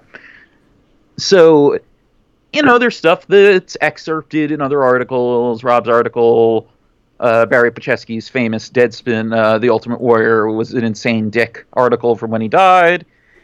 And, little things that are around here and there. And someone had also sent me some screenshots that they had that were stuff that was not archived elsewhere. And it was something that maybe I would have considered writing anyway. And then it was last week's Monday Night Raw, where in addition to announcing the Warrior Award recipient, which was a longtime employee of the company who helps organize their charitable efforts and stuff, they also did a Women's History Month video, which... honored, well, not necessarily honored. The idea was they'll have a wrestler and they'll have someone from the Girl Up charity each pick an awesome woman. And Charlotte Flair picked Serena Williams as an inspiration as an athlete, and the Girl Up representative picked Irina Sandler, who helped save thousands of Jewish children by helping them escape the Warsaw Ghetto during the Holocaust. And I just felt like, and I talked to my editor, like, that they did the warrior thing, and, nothing against the woman they're honoring even, but that they were so specific that they're talking about the dude. They're talking about his death. They're talking about his widow being the person who presents the award. At that point, you're not talking about the Ultimate Warrior character. You're talking about the real dude who changed his name to Warrior. And I was just like, between doing that and having the guy who said all this kind of racist and homophobic bullshit within 40 minutes of the Arena Sendler video, I was like, I'm going to write about this. And I haven't written about it for Deadspin before, so why not? In putting the article together, and, I have some quotes that were not really around because of what I mentioned with the screenshots. But as I was Googling, I saw something that I hadn't realized, that when he was doing his whole thing, trying to remake himself as a conservative speaker, he was actually working specifically for Young America's Foundation, which, if you know that name, it's probably is one of the two groups that co-founded CPAC along with the American Conservative Union. And so I'm thinking, okay, I mean, they seem like a mainstream conservative group, so let me just Google a little. And then I find a Mother Jones article from 2013 about how their leadership, which is to say their president for 4 decades, Ron Robinson, and James B. Taylor, who's a board member who used to be the executive director, were also on the three-man board of the PAC, America's PAC. And in 2004, at the same time Warrior was working for Young America's Foundation, its leadership was using their PAC to donate money to the Charles Martel Society. And that was also the year the Charles Martel Society gave their first ever Jack London Literary Prize to neo-Nazi Kevin MacDonald. Wow. Yes. And I don't think that's ever been... Has that connection ever been... The Warrior connection? No. I had never seen that. Yeah, I don't think connected before I wrote this. That is insane. Now... And we should just say James B. Taylor, at least, not right then necessarily. It's hard to find all of it, especially since, some stuff's fallen off the internet. James B. Taylor was fairly open about being, at least in his words, a white nationalist. Right. Like, he's been on the boards of more openly white nationalist / white supremacist groups. Right. So... You could say that maybe Warrior didn't know about that specifically, but it's still damning. Oh, for sure. I mean, listen, we know who Ultimate Warrior was during that time from his own writings, which, as much as they like to scrub that stuff, it's out there, very easy to find because it was so shocking at the time. And so many outlets covered it in full block quotes. So... It's not surprising, to say the least, that the guy who said it's good that Katrina happened because it hit a certain type of people, a group of people who didn't have anything to lose anyway. And were unclean. Right. His word. Right. Doesn't surprise me that that's the rest of his outlook on this. Yeah. I mean, excuse me. That he would support a group that basically brings that viewpoint full circle, I should say. Right. And I mean, for what it's worth, I didn't even make it clear where I was going with it, but I had sent an email to Young America's Foundation, just like, hey, I'm writing an article about Ultimate Warrior. I'm just trying to make sure I have the timeline on some of his non-wrestling work done. Are you able to give me just a better idea of when exactly he worked for you? And got no reply. Now, from contemporaneous articles in college newspapers about his speaking gigs, and even an interview he gave to the conservative site Flynn Files, I was able to pin it down to, at the very least, he's working there in 0304. But yeah. So why do you think they're so hell-bent on keeping this Ultimate Warrior award? I think it's a few things. I think some of it is just weird marketing, and that if they were going to do a little charity, viral, honor-inspiring person thing, the name of the Ultimate Warrior and the Warrior Award are great. It's perfect for the thing they're trying to do. Like, do they do something like this if, he's the Dingo Warrior when he was wrestling for them, or even if it's just someone with another name or a different wrestler? I don't know. I'm not sure. And I think that's part of it. I think the just bizarre circumstances of his death relative to that he was going to start working for them as a company ambassador replacing Mick Foley for some reason. I think that's part of it. And also should know too, he was inducted into the Hall of Fame in New Orleans. Right. Something no one really realized at the time that might not have been a good idea. I think people did, actually. I just think... Am I just not remembering it? No, I think it was a big deal. I think it was a... The New Orleans part? Yeah, I think it might have been. Because I feel like the Katrina stuff and, I feel like the blog stuff, people weren't remembering as much as the speeches. Right, that's true, too. I feel like there was something there, though. There was, but I could be wrong. Right. But anyway, for people not familiar with the death of the Ultimate Warrior... So, he shows up for WrestleMania weekend, gets this Hall of Fame induction, gives the speech to close it off. Seems weirdly like he feels like blowing up the speech and going off at different points, but overall it's entertaining, it's whatever. The thing is, and this becomes more apparent when they release footage of him from a few months earlier, and then you see footage from several months before that when he was doing video game promotional work, because it was making a deal with their video game publisher that kind of got the ball rolling. Dude looks like he's having a heart attack the whole weekend. Right.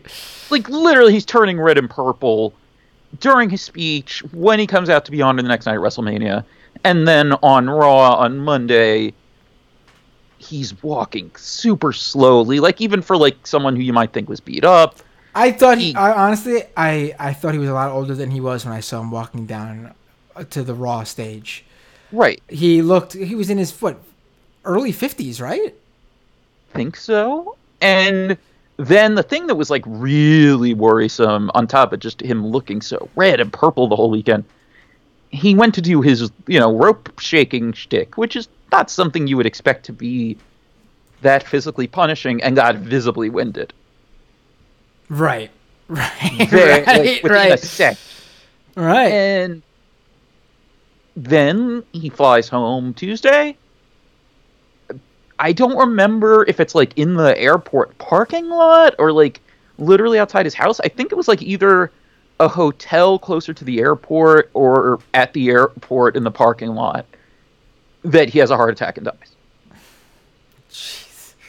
And yeah, I remember that. I remember it was literally listen, if he didn't have this horrible background with the years of his racism and it would be the saddest thing ever. It would have been, and it would have been in the way the timeline works out, it's almost like some sort of Shakespearean tragedy. It would be it would make for a fantastic movie, just a depressing movie, but a fantastic movie if you knew nothing about what this person became. And really, they could say whatever they want, and his wife can say whatever they want about him. Sort of, they claim he sort of apologized and realized the error of his ways from talking to his daughters. Yes. Right, but he never came out publicly and did that, and he very publicly posted that stuff. So his fans that were told that they were scum of the earth because they were gay, they never got that apology. His fans that were his black fans never got any sort of apology for his words about people who were black people, really. I mean, I don't want to just say Katrina, because his view clearly wasn't just limited to the black people who live in Katrina. I'll tell you that much. Yeah, I mean, who lived in New Orleans, during Katrina.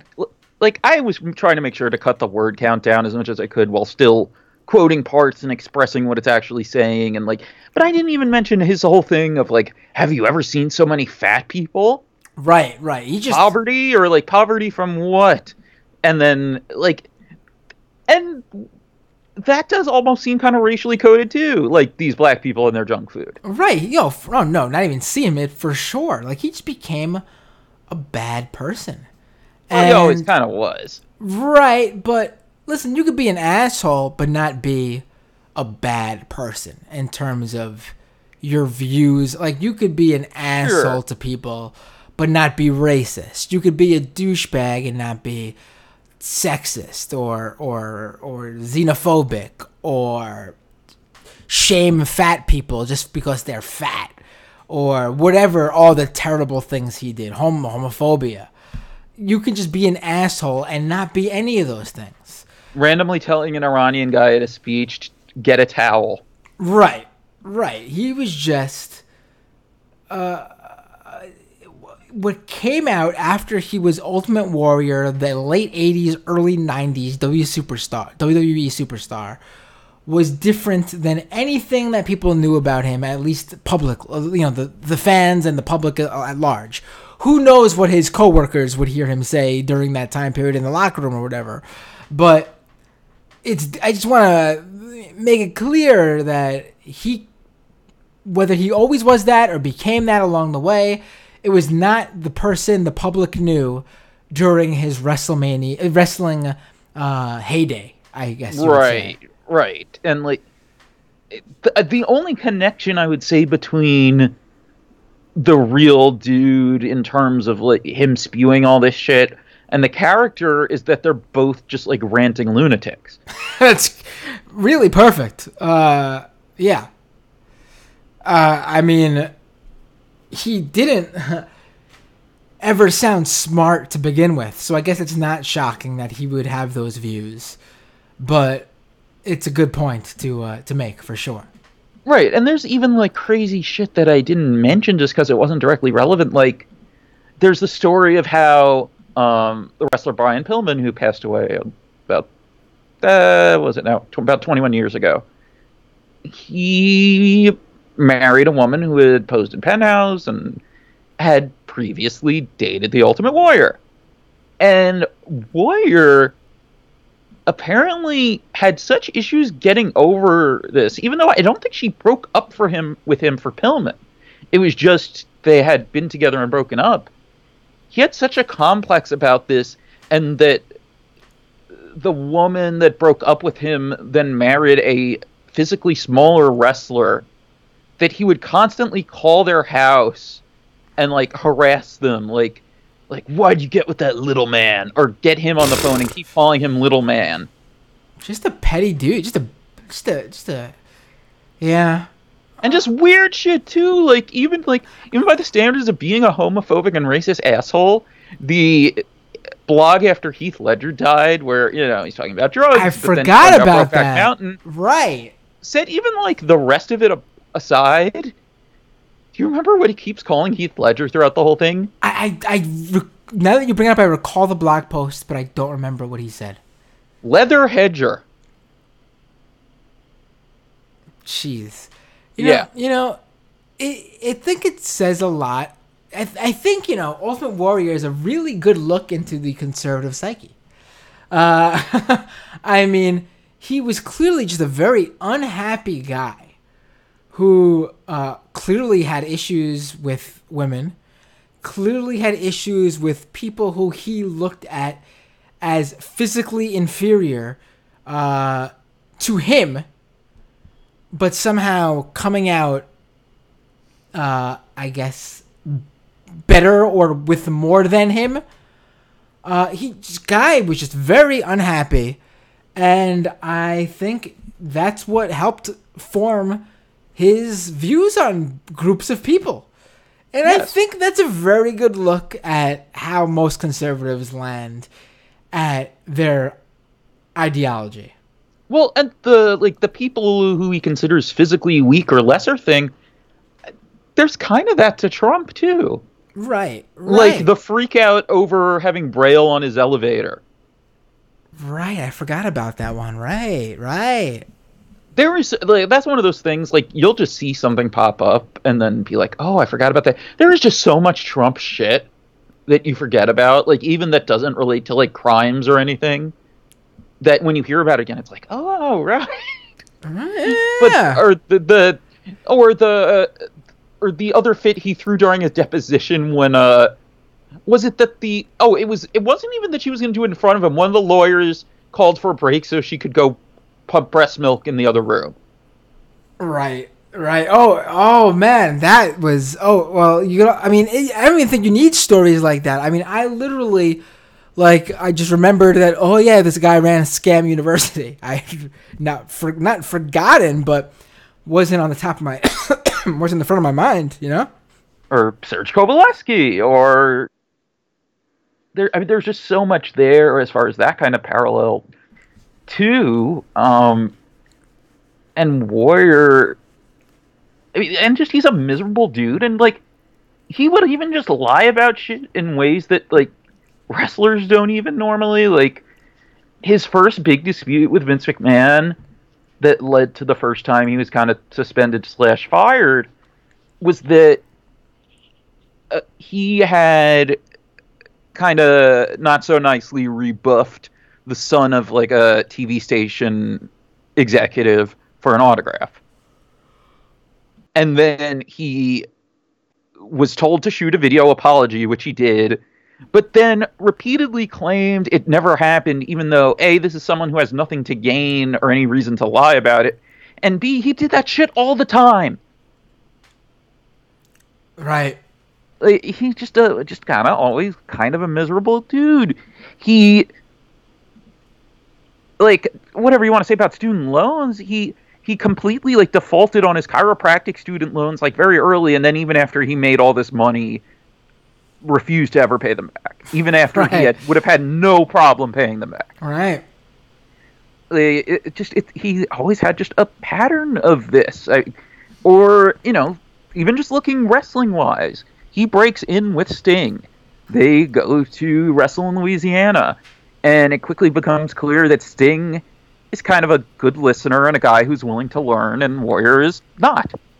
Right. That's just a basic personality thing. And it parlayed into this. The Flynn Files interview, if you can find it, it's archived some places, because it's interesting. He talks about wrestling too, but he also kind of goes into what he felt was his conservative awakening and blah, blah, blah. And it's basically what you'd expect. Right. But, and even by the standards, though, of racist bullshit, and dog whistles and stuff, the whole thing where he talks about how he considers himself a Native American, quote, in the accurate sense. I was born here in America. It's he was saying stuff that people would not have gotten away with in that time. It's stuff that people would probably get away with to some degree now. But there's a reason he was mostly not a mainstream conservative, a dozen years ago. Then, right. Yeah. I mean, look at his writing then and now, though, and it's oh, wow, this guy probably would have been an alt-right leader. Right. They would have loved the guy saying that, the gay protesters at his speech were, what's the phrase he used about offended by, what is it, they had a real hard time cozying up to my principled heterosexual obstinacy. Oh my God. Said that a gay guy liked being physically thrown out by a masculine security guard. Described a lesbian couple as, quote, speared wild boars who performed a 2-night crawlers in heat act, and also called them, I think, bull dykes. No, excuse me. Physically repulsive butch dykes, slurping on one another's tongues. Oh, wonderful.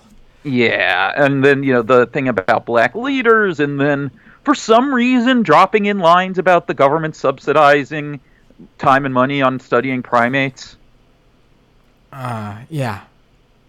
Not a good dude.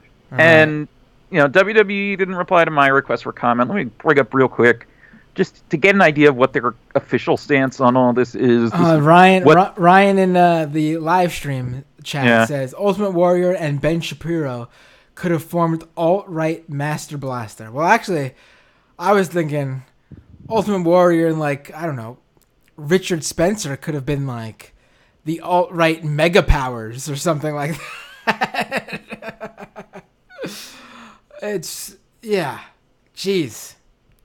So, when Rob Rousseau did his article about a year and a half ago for Vice, which, this is a whole other thing, 6 months, they honor Warrior every 6 months, because they also use him for the Breast Cancer Awareness Month stuff now, with Unleashing Your Warrior, even though, on top of everything else, he would celebrate Bobby Heenan getting cancer. So, WWE's statement to Vice, I don't have the whole thing in my article, but it said, they recognize individuals that exhibit the strength and courage of WWE's legendary character, the Ultimate Warrior.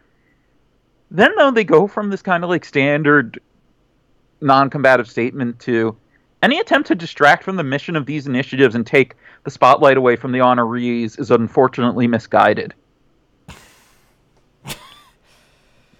Oh, brother.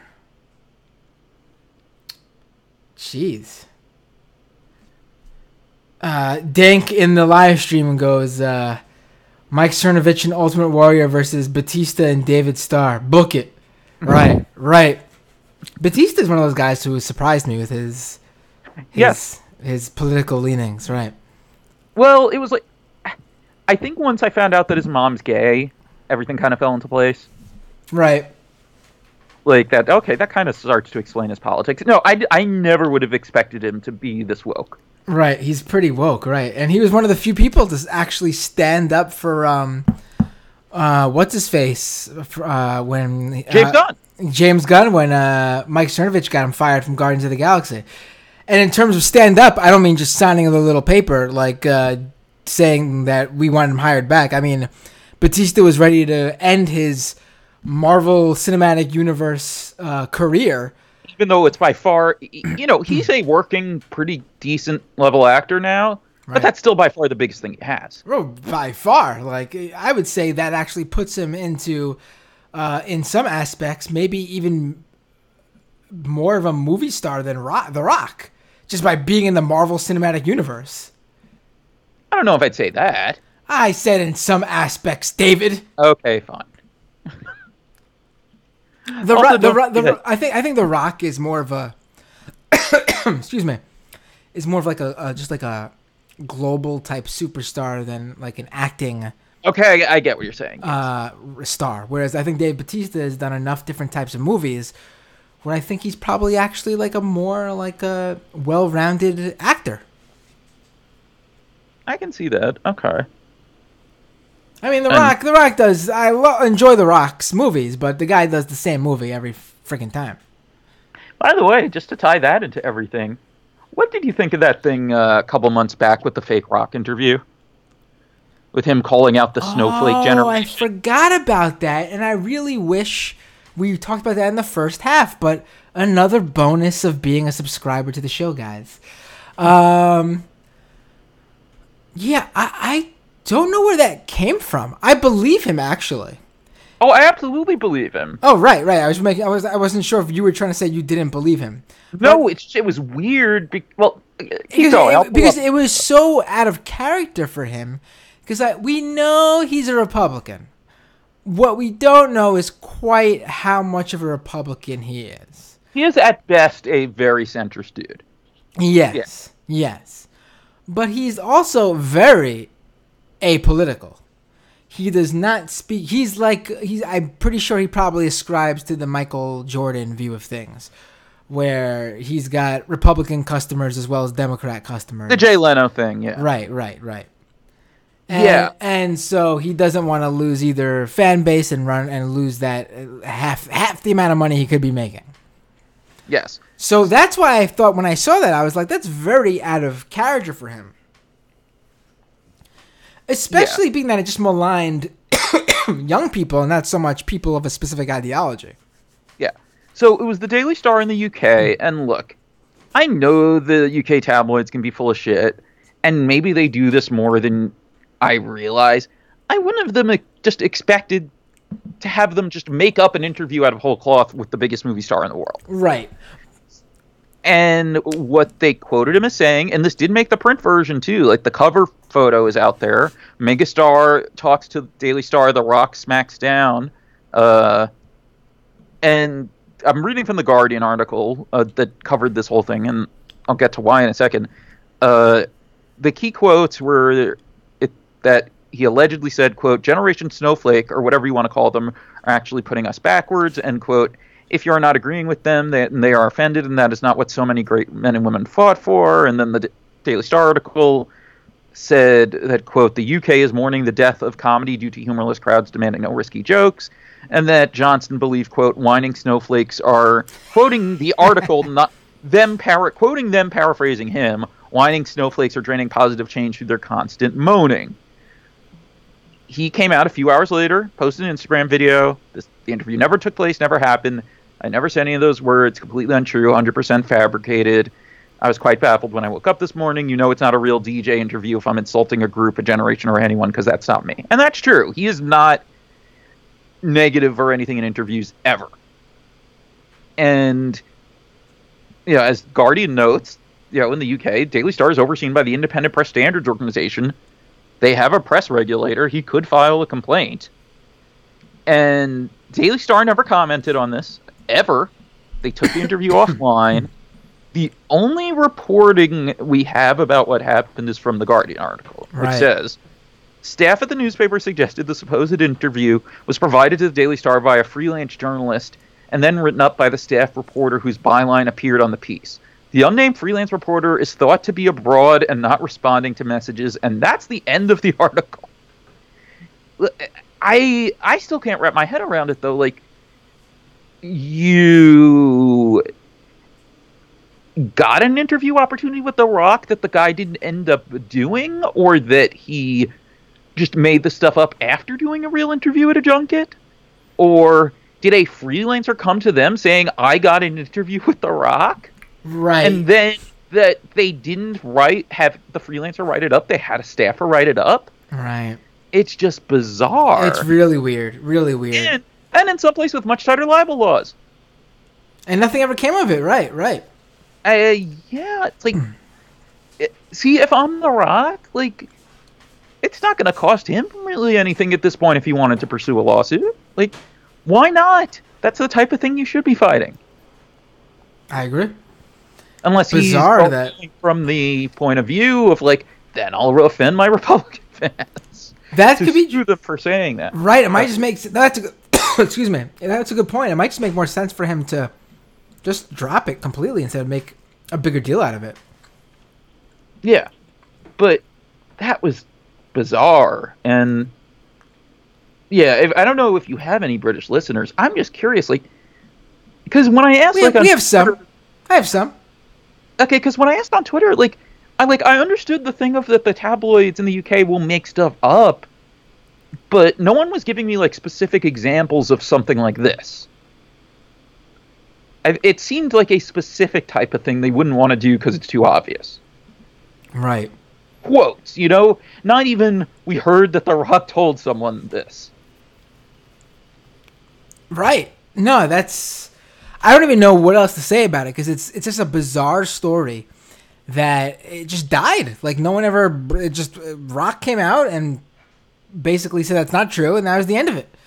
Which, obviously, that's what the outlet wants. But just weird that it sort of... Everyone just sort of dropped it. Where did this completely fabricated quote that was said to become from one of the biggest superstars in the world, how did this just disappear? Like, this whole thing just got quashed. Like, it was just gone.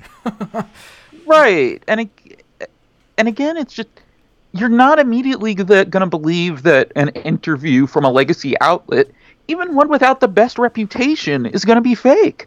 Right.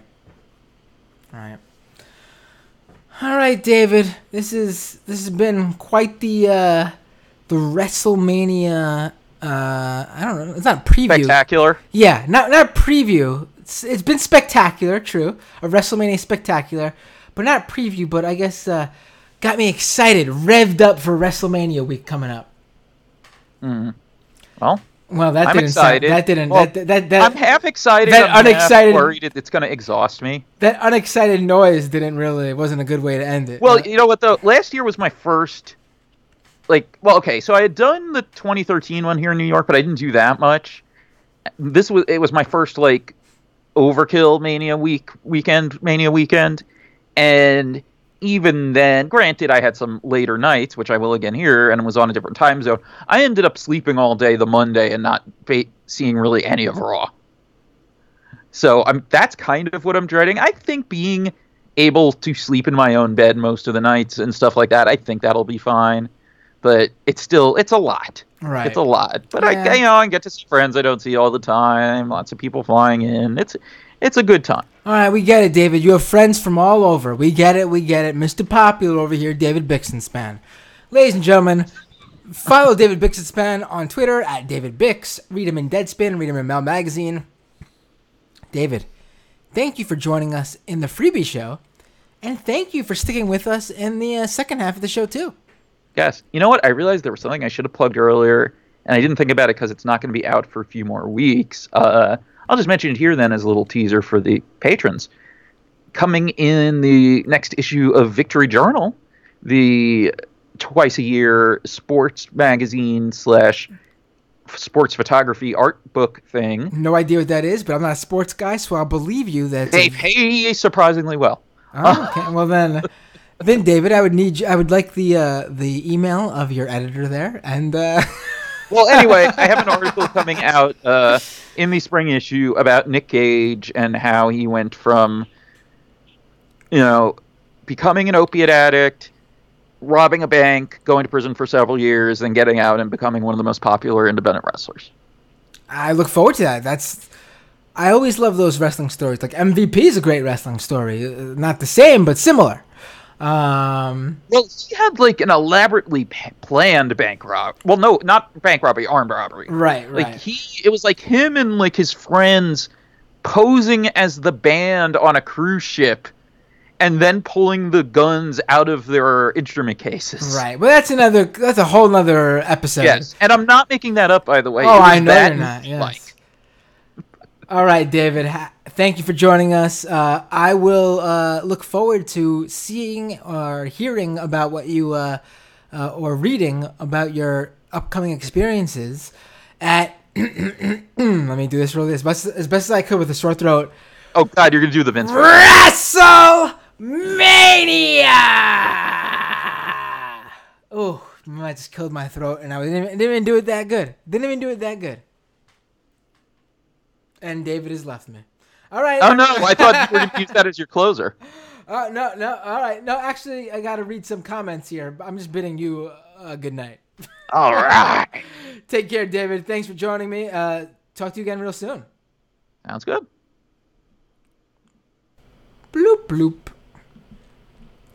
All right, folks. I'm just going to talk real quick, a couple minutes about the Michael Tracy thing, and then that's the show. Because the comments in the episode are basically clamoring for this Michael Tracy commentary from the Majority Report appearance today. Basically, I'm not going to get too much in the background of it. Maybe I will talk about it on in the next episode more, because there's not too much time left with you guys now. But I do want to talk about it because it just happened today. So I think Michael Tracy, for those of you who don't know, Michael Tracy's been going around. Michael Tracy's an independent journalist, however you want to say it, who has been going around, I said on Twitter, filleting himself, basically, because he's said that he is one of the 5 Russiagate skeptics who got it right. Basically, he said nothing was going to come out of the Mueller report. Trump, he knew all along there was no collusion between Trump and Russia. And there's only a few other people who believe that. That's bullshit. For those of you who listen to this show, you'll know that I've been one of many, not just 5, not just one of 5, not just one of 6, one of countless voices on the left who have been insanely skeptical of this whole thing. I've been one of the, but most people, which I consider a part of those skeptics, most of those skeptics, I should say, agree that there should have been in this investigation because we didn't know. We needed to find out certain things from this investigation. We did find out certain things from this investigation. It uncovered non-Russia related things from this investigation. And the real skepticism was that whether or not there was collusion between Trump and Russia, would Trump go down? And most skeptics believe that there probably wasn't going to be this evidence of collusion, regardless of whether there was really collusion or not. Remember, the report doesn't say that they found evidence there was no collusion. The report, or Barr's memo summarizing this 300-page report, claims that there wasn't evidence of collusion, which is completely different from saying there was no collusion at all. But regardless, the skeptics were correct, myself included, in believing that Trump was never going down from this. Mueller's investigation was never going to take down the Donald Trump presidency. Very simple. And it was something that was shared by, I don't know how, it's impossible to know how many people, at least 100 or more, I would say. I don't want to use the word pundits because some of these people are just, well-known online personalities on Twitter or YouTube or whatever who may not always be talking about politics. But regardless, multiple people who believed that basic premise of being a Russiagate skeptic. Now, Michael Tracy's out there basically patting himself on the back, making a big deal about him being one of the few who got it right. And randomly today, he goes after Sam Seder of The Majority Report, who all of you know, I spent 5 years working for Sam at The Majority Report from 2011 to 2015. And he tells him that he needs to apologize, or should apologize, for having Marcy Wheeler on this show a few times, talking about Russiagate. Now, Marcy Wheeler is a good journalist, a very good journalist, who covers, I became aware of her while working at The Majority Report during the NSA leaks. And she was spot on, great work. And during Russiagate, she became a figure.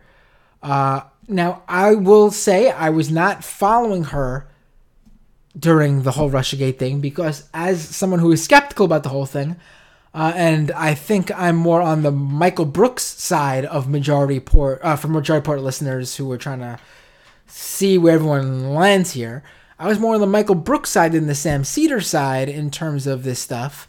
Again, both really didn't spend much time on it, but Sam did talk about it on his show. Case in point, having Marcy Wheeler on the show. I really didn't care. I wasn't really following this stuff. I thought it was good it was happening. The investigation was happening. Let's take down whoever we can take down who's related to Trump and is crooked and has ties to the mob or whatever that's filling their pockets with money. Whatever they would find out, let's take these people down, these criminals down. But really, the only time I'll talk about it, and when I did talk about it on the show, was to discuss the conspiracies around it. I talked about it a few times, specifically relating to the social media aspect of it, and the email hack aspect of it. Now, both of those things, we now know 100% because of Mueller's investigation, are true. The Russia-linked Internet Research Agency, basically this Russian troll farm, had multiple social media campaigns running during the 2016 presidential election to basically interfere with the discourse online in hopes of affecting the outcome of the 2016 election. I am skeptical that had really much of a impact on the election outcome, but I am not skeptical of the fact that they did it in hopes it would. We know that as a fact now. Mueller has indicted Russian nationals who were part of the Internet Research Agency over this. He has also indicted the Russian hackers who were responsible for the DNC hacks and the Podesta hacks that led to the email releases of both those email dumps.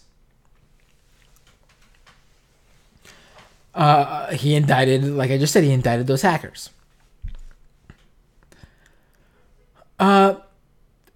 Michael Tracy, in going out there and patting himself on the back for this stuff, has really never brought up that he was skeptical of and wrong about both those parts of it. He believed there was no email leaks from Russia, that it was some sort, I don't know whether he thought it was an inside job or whatever, but he thought that was part of the bullshit of the whole Russiagate theory. He's wrong. But anyway, so off of that tangent now. So he goes after Sam Cedar for having Marcy Wheeler on because she was admittedly wrong in certain aspects about Russiagate. Reporters, even good reporters, get things wrong sometimes. It happens, especially on a story like this, where you have sources that are hearing things from other sources, or who knows. Marcy said she had a source and that she had information that she even thought was such high-level information she brought to the FBI's attention. I don't know the details around that. I'm not going to speculate. I don't know enough about what was said. I'm leaving that there. During the interview that... so basically, Michael Tracy calls out Sam. Sam invites him on the show. And during that interview, Michael Tracy brings up that Marcy Wheeler said something about how she feared for her life or whatever. I don't know the details of that. I think that's probably a little far-fetched in terms of that. But who knows what information she had. I don't know. All I know is that she's a trustworthy reporter. She's done great work. Not going to speculate on anything else. She was wrong on certain Russiagate issues. What can you do? It happens. But Michael Tracy goes on Sam's show. And Sam asked him a simple question about whether he thought, like other Russiagate skeptics he includes himself with as one of the few, like Glenn Greenwald and Matt Taibbi. Sam asked him a simple question if he thinks there was a reason to even have this investigation to begin with. Simple question, yes or no. Tracy just refuses to answer this question just outright. He goes on this long tangent claiming, and Sam interrupts him trying to say, just answer the damn question, and he just keeps insisting to have this lead-in, to go on this explainer before he actually answers. Now listen, I know his audience views this as some big win for Michael Tracy. I've seen it, even though I would say 90% of people think Michael Tracy came out bad on that Majority Report spot today. His followers think he was great and that Sam Cedar was just interrupting him because he was a weak debater or some shit. Listen, it just shows how you don't know how this works. This isn't your fucking right-wing YouTube channels. This isn't Sargon of Akkad where you can sit there for 6 hours in a Google Hangout and have a long-winded debate every night for the next 5-6 nights a week, talking about every topic under the sun you want to talk about.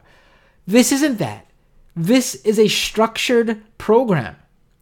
It's more loose than MSNBC or a show that has commercial breaks, but it's still a structured program that has an allotted time for guests.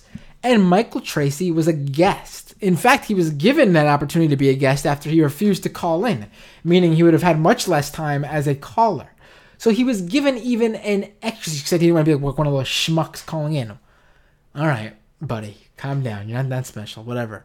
I've called into the Majority Report, and I've guested on the Majority Report. I've worked on the Majority Report. I've filled in for Sam as a host on the Majority Report. Being a caller doesn't make you less than. But whatever. Sam asked you a question, and like you would on any other program, you answer it. And if you go off topic or go on a tangent, he's going to interrupt you to get you back on course. Because, like, again, this isn't a 7-hour YouTube Google Hangout stream. That's what he was doing. Because you, Michael Tracy, refused to answer the question. And he's probably not listening to this because he's not a Patreon subscriber. But whatever. It's really all it comes down to in terms of why Sam was interrupting you. Michael did this on multiple occasions. I can't recall all the different questions Sam asked at this point in time. I didn't prepare to talk about this. I saw people asked, so I'm going with it. I watched it live. He just was refusing to answer multiple questions straight up. And at the very least, you give your answer and then give it a little bit of background following. He wasn't even doing that. It's just, he's on there going, why aren't people like me being invited on MSNBC, CNN? Buddy, you would have 5 minutes total for 3 or 4 questions on CNN. And if you weren't answering them, then either tough break or they would interrupt you to bring you back on course or just interrupt you to say, fuck it, that's it, out of time. Sam gave Michael Tracy plenty of opportunity to explain himself. So, he just didn't come off good on it. I don't know what else to say about it. He just didn't come off good. The only area where I commented that I would correct Sam is, and Sam kept bringing up that the Hillary's emails were hacked. That's not the case. There was no evidence of Hillary's emails being hacked. If it means Hillary's campaign emails, you could classify Podesta's emails as that, but just want to be as specific as possible here because we don't want any confusion.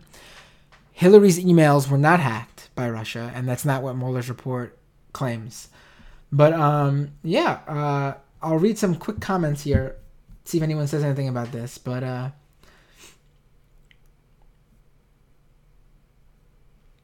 Brian, Wheeler got leaks, and a lot of them were legit, like when Cohen got indicted. Right. I mean, she had plenty of information.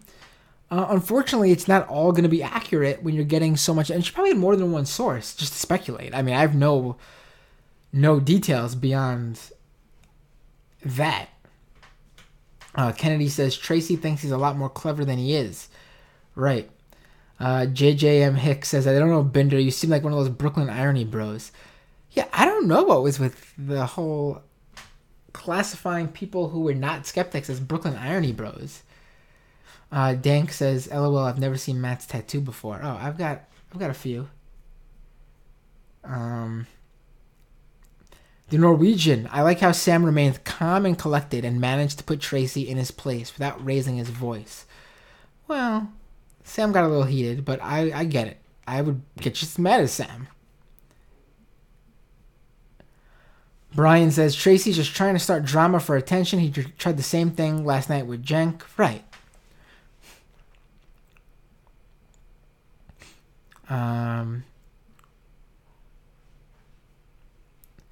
Shadrick says, well, we know that Trump's people are stupid enough to lie to investigators about meeting Russians. They did themselves no favors in that regard, right? Dank says, all he does is play games and talk like an automated thesaurus. Yeah, the part where Tracy said something about hyperbole or hyperbolic or something like that. It was just, oh my, are you serious? You, of all people?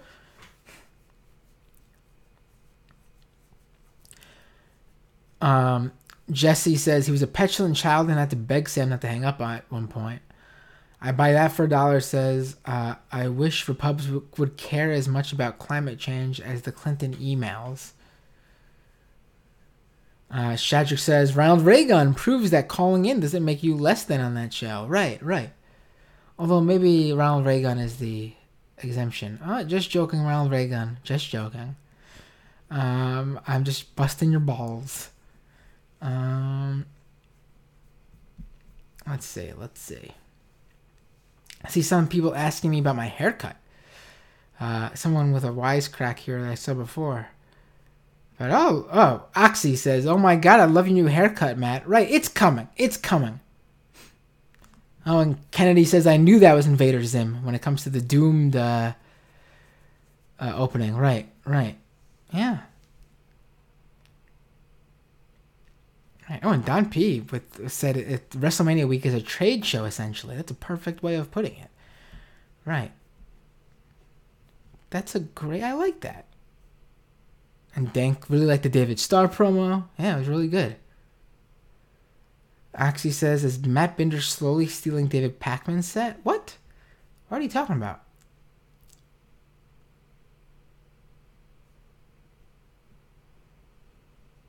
Ryan says, new Matt dunking on Boris from Sinclair is great Twitter. I have to look into Matt Lech dunking on Boris. All right.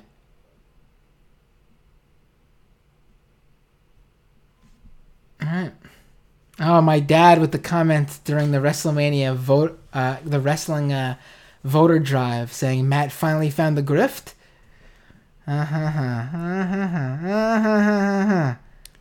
Renee says he has the voice to be an MC. Papa Bender, you've raised him well. Oh, thank you. And the Norwegian says, don't do it, Matt. You'll only drive out the wrestling fascist. That'd probably be right. That would be my luck, wouldn't it? Or I get them politically active and they all turn into Gun Girl. Right.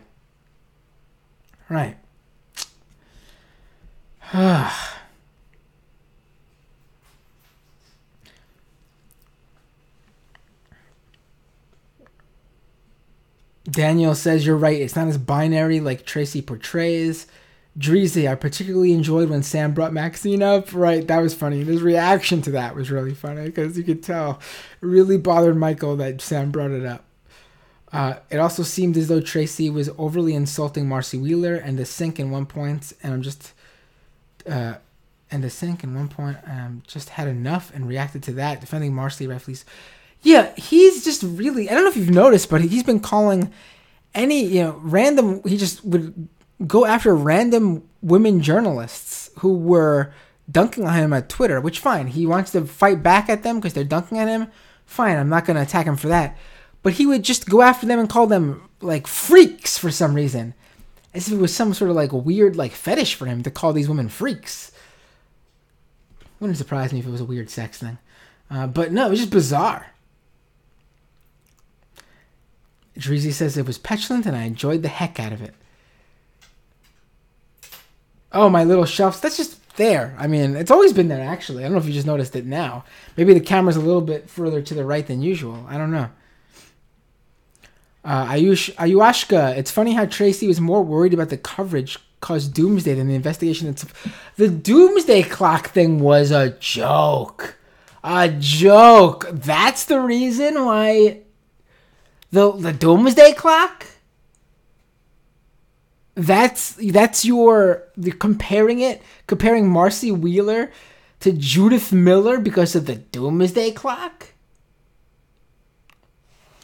First of all, I will say that the comparison to Iraq, war lies, weapons of mass destruction, I'm not a fan of that. It's a clear difference. The Tybee piece was good, but even then, I was a little bit, just making that parallel. But Tybee's piece was on point. I get it, everyone. The paneling over here looks like unbelievable. Yeah, Shadrick's a joke about the set. There's a running joke about that because Pacman found out how to make his set from Sam Cedar. Right. Norwegian says Sam brought up Maxine briefly when he was at his most angry. Dreezy says, did you know if a clock is ticking down, there'll be less time left on it now than at any time before? Ryan says, Matt's not up on hashtag Panelgate, which is the real collusion conspiracy that's devastating left-wing media.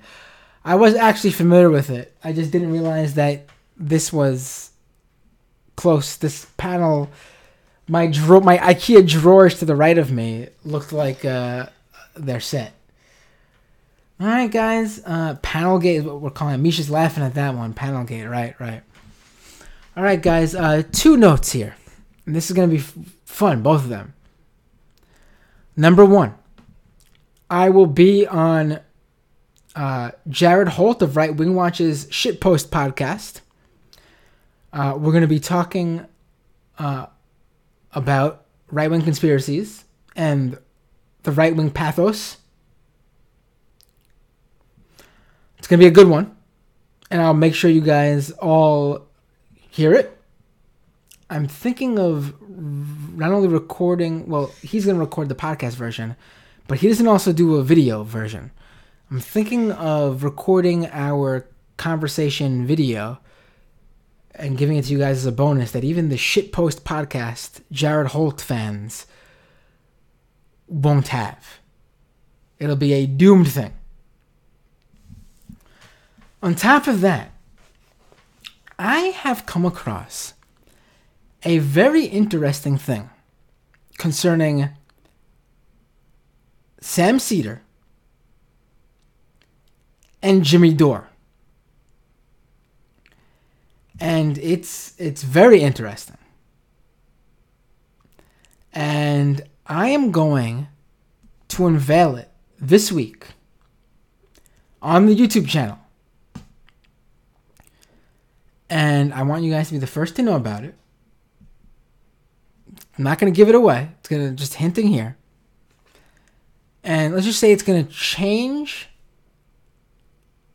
the left-wing online media sphere. You guys just have to wait to see. Wait and see. Wait and see. Sam doesn't even know what I'm talking about. Majority report guys don't know what I'm talking about. It's something I discovered. It's I don't know if anyone else has discovered it. Q Binder, says Dank. Right. You will be the first to know about it. I'm preparing the material for the YouTube this weekend, aiming for Monday. But don't keep me to the Monday. It'll definitely be this week.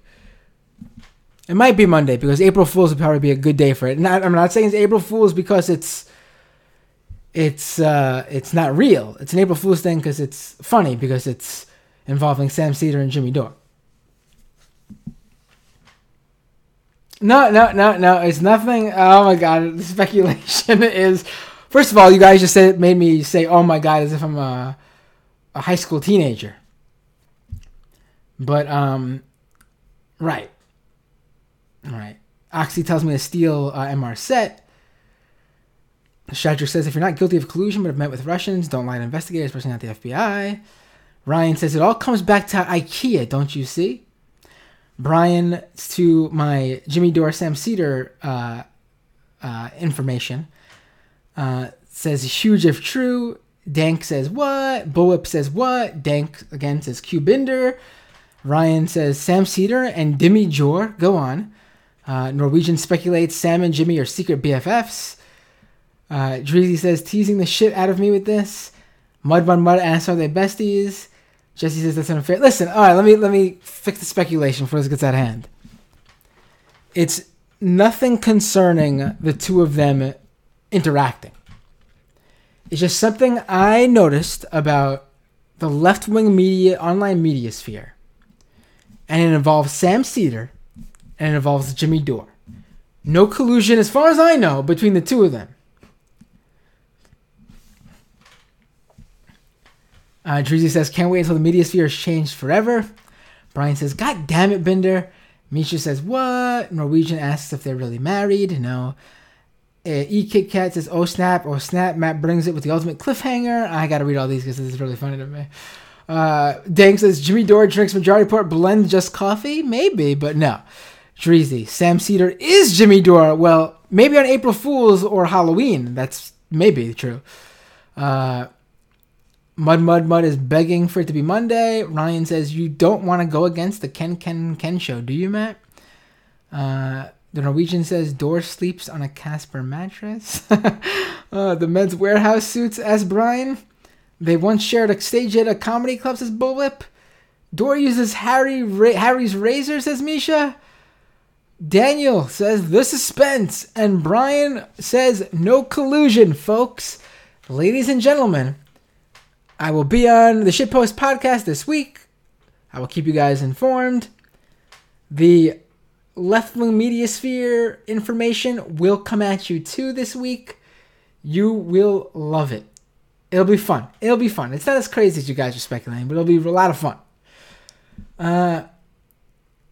Bullwhip breaks the news. They both did their first post-coital scene together. Correct, Bullwhip. They do the dip and swirl, says Misha. All right, guys. See you all next time. Stay tuned for it on Doomed.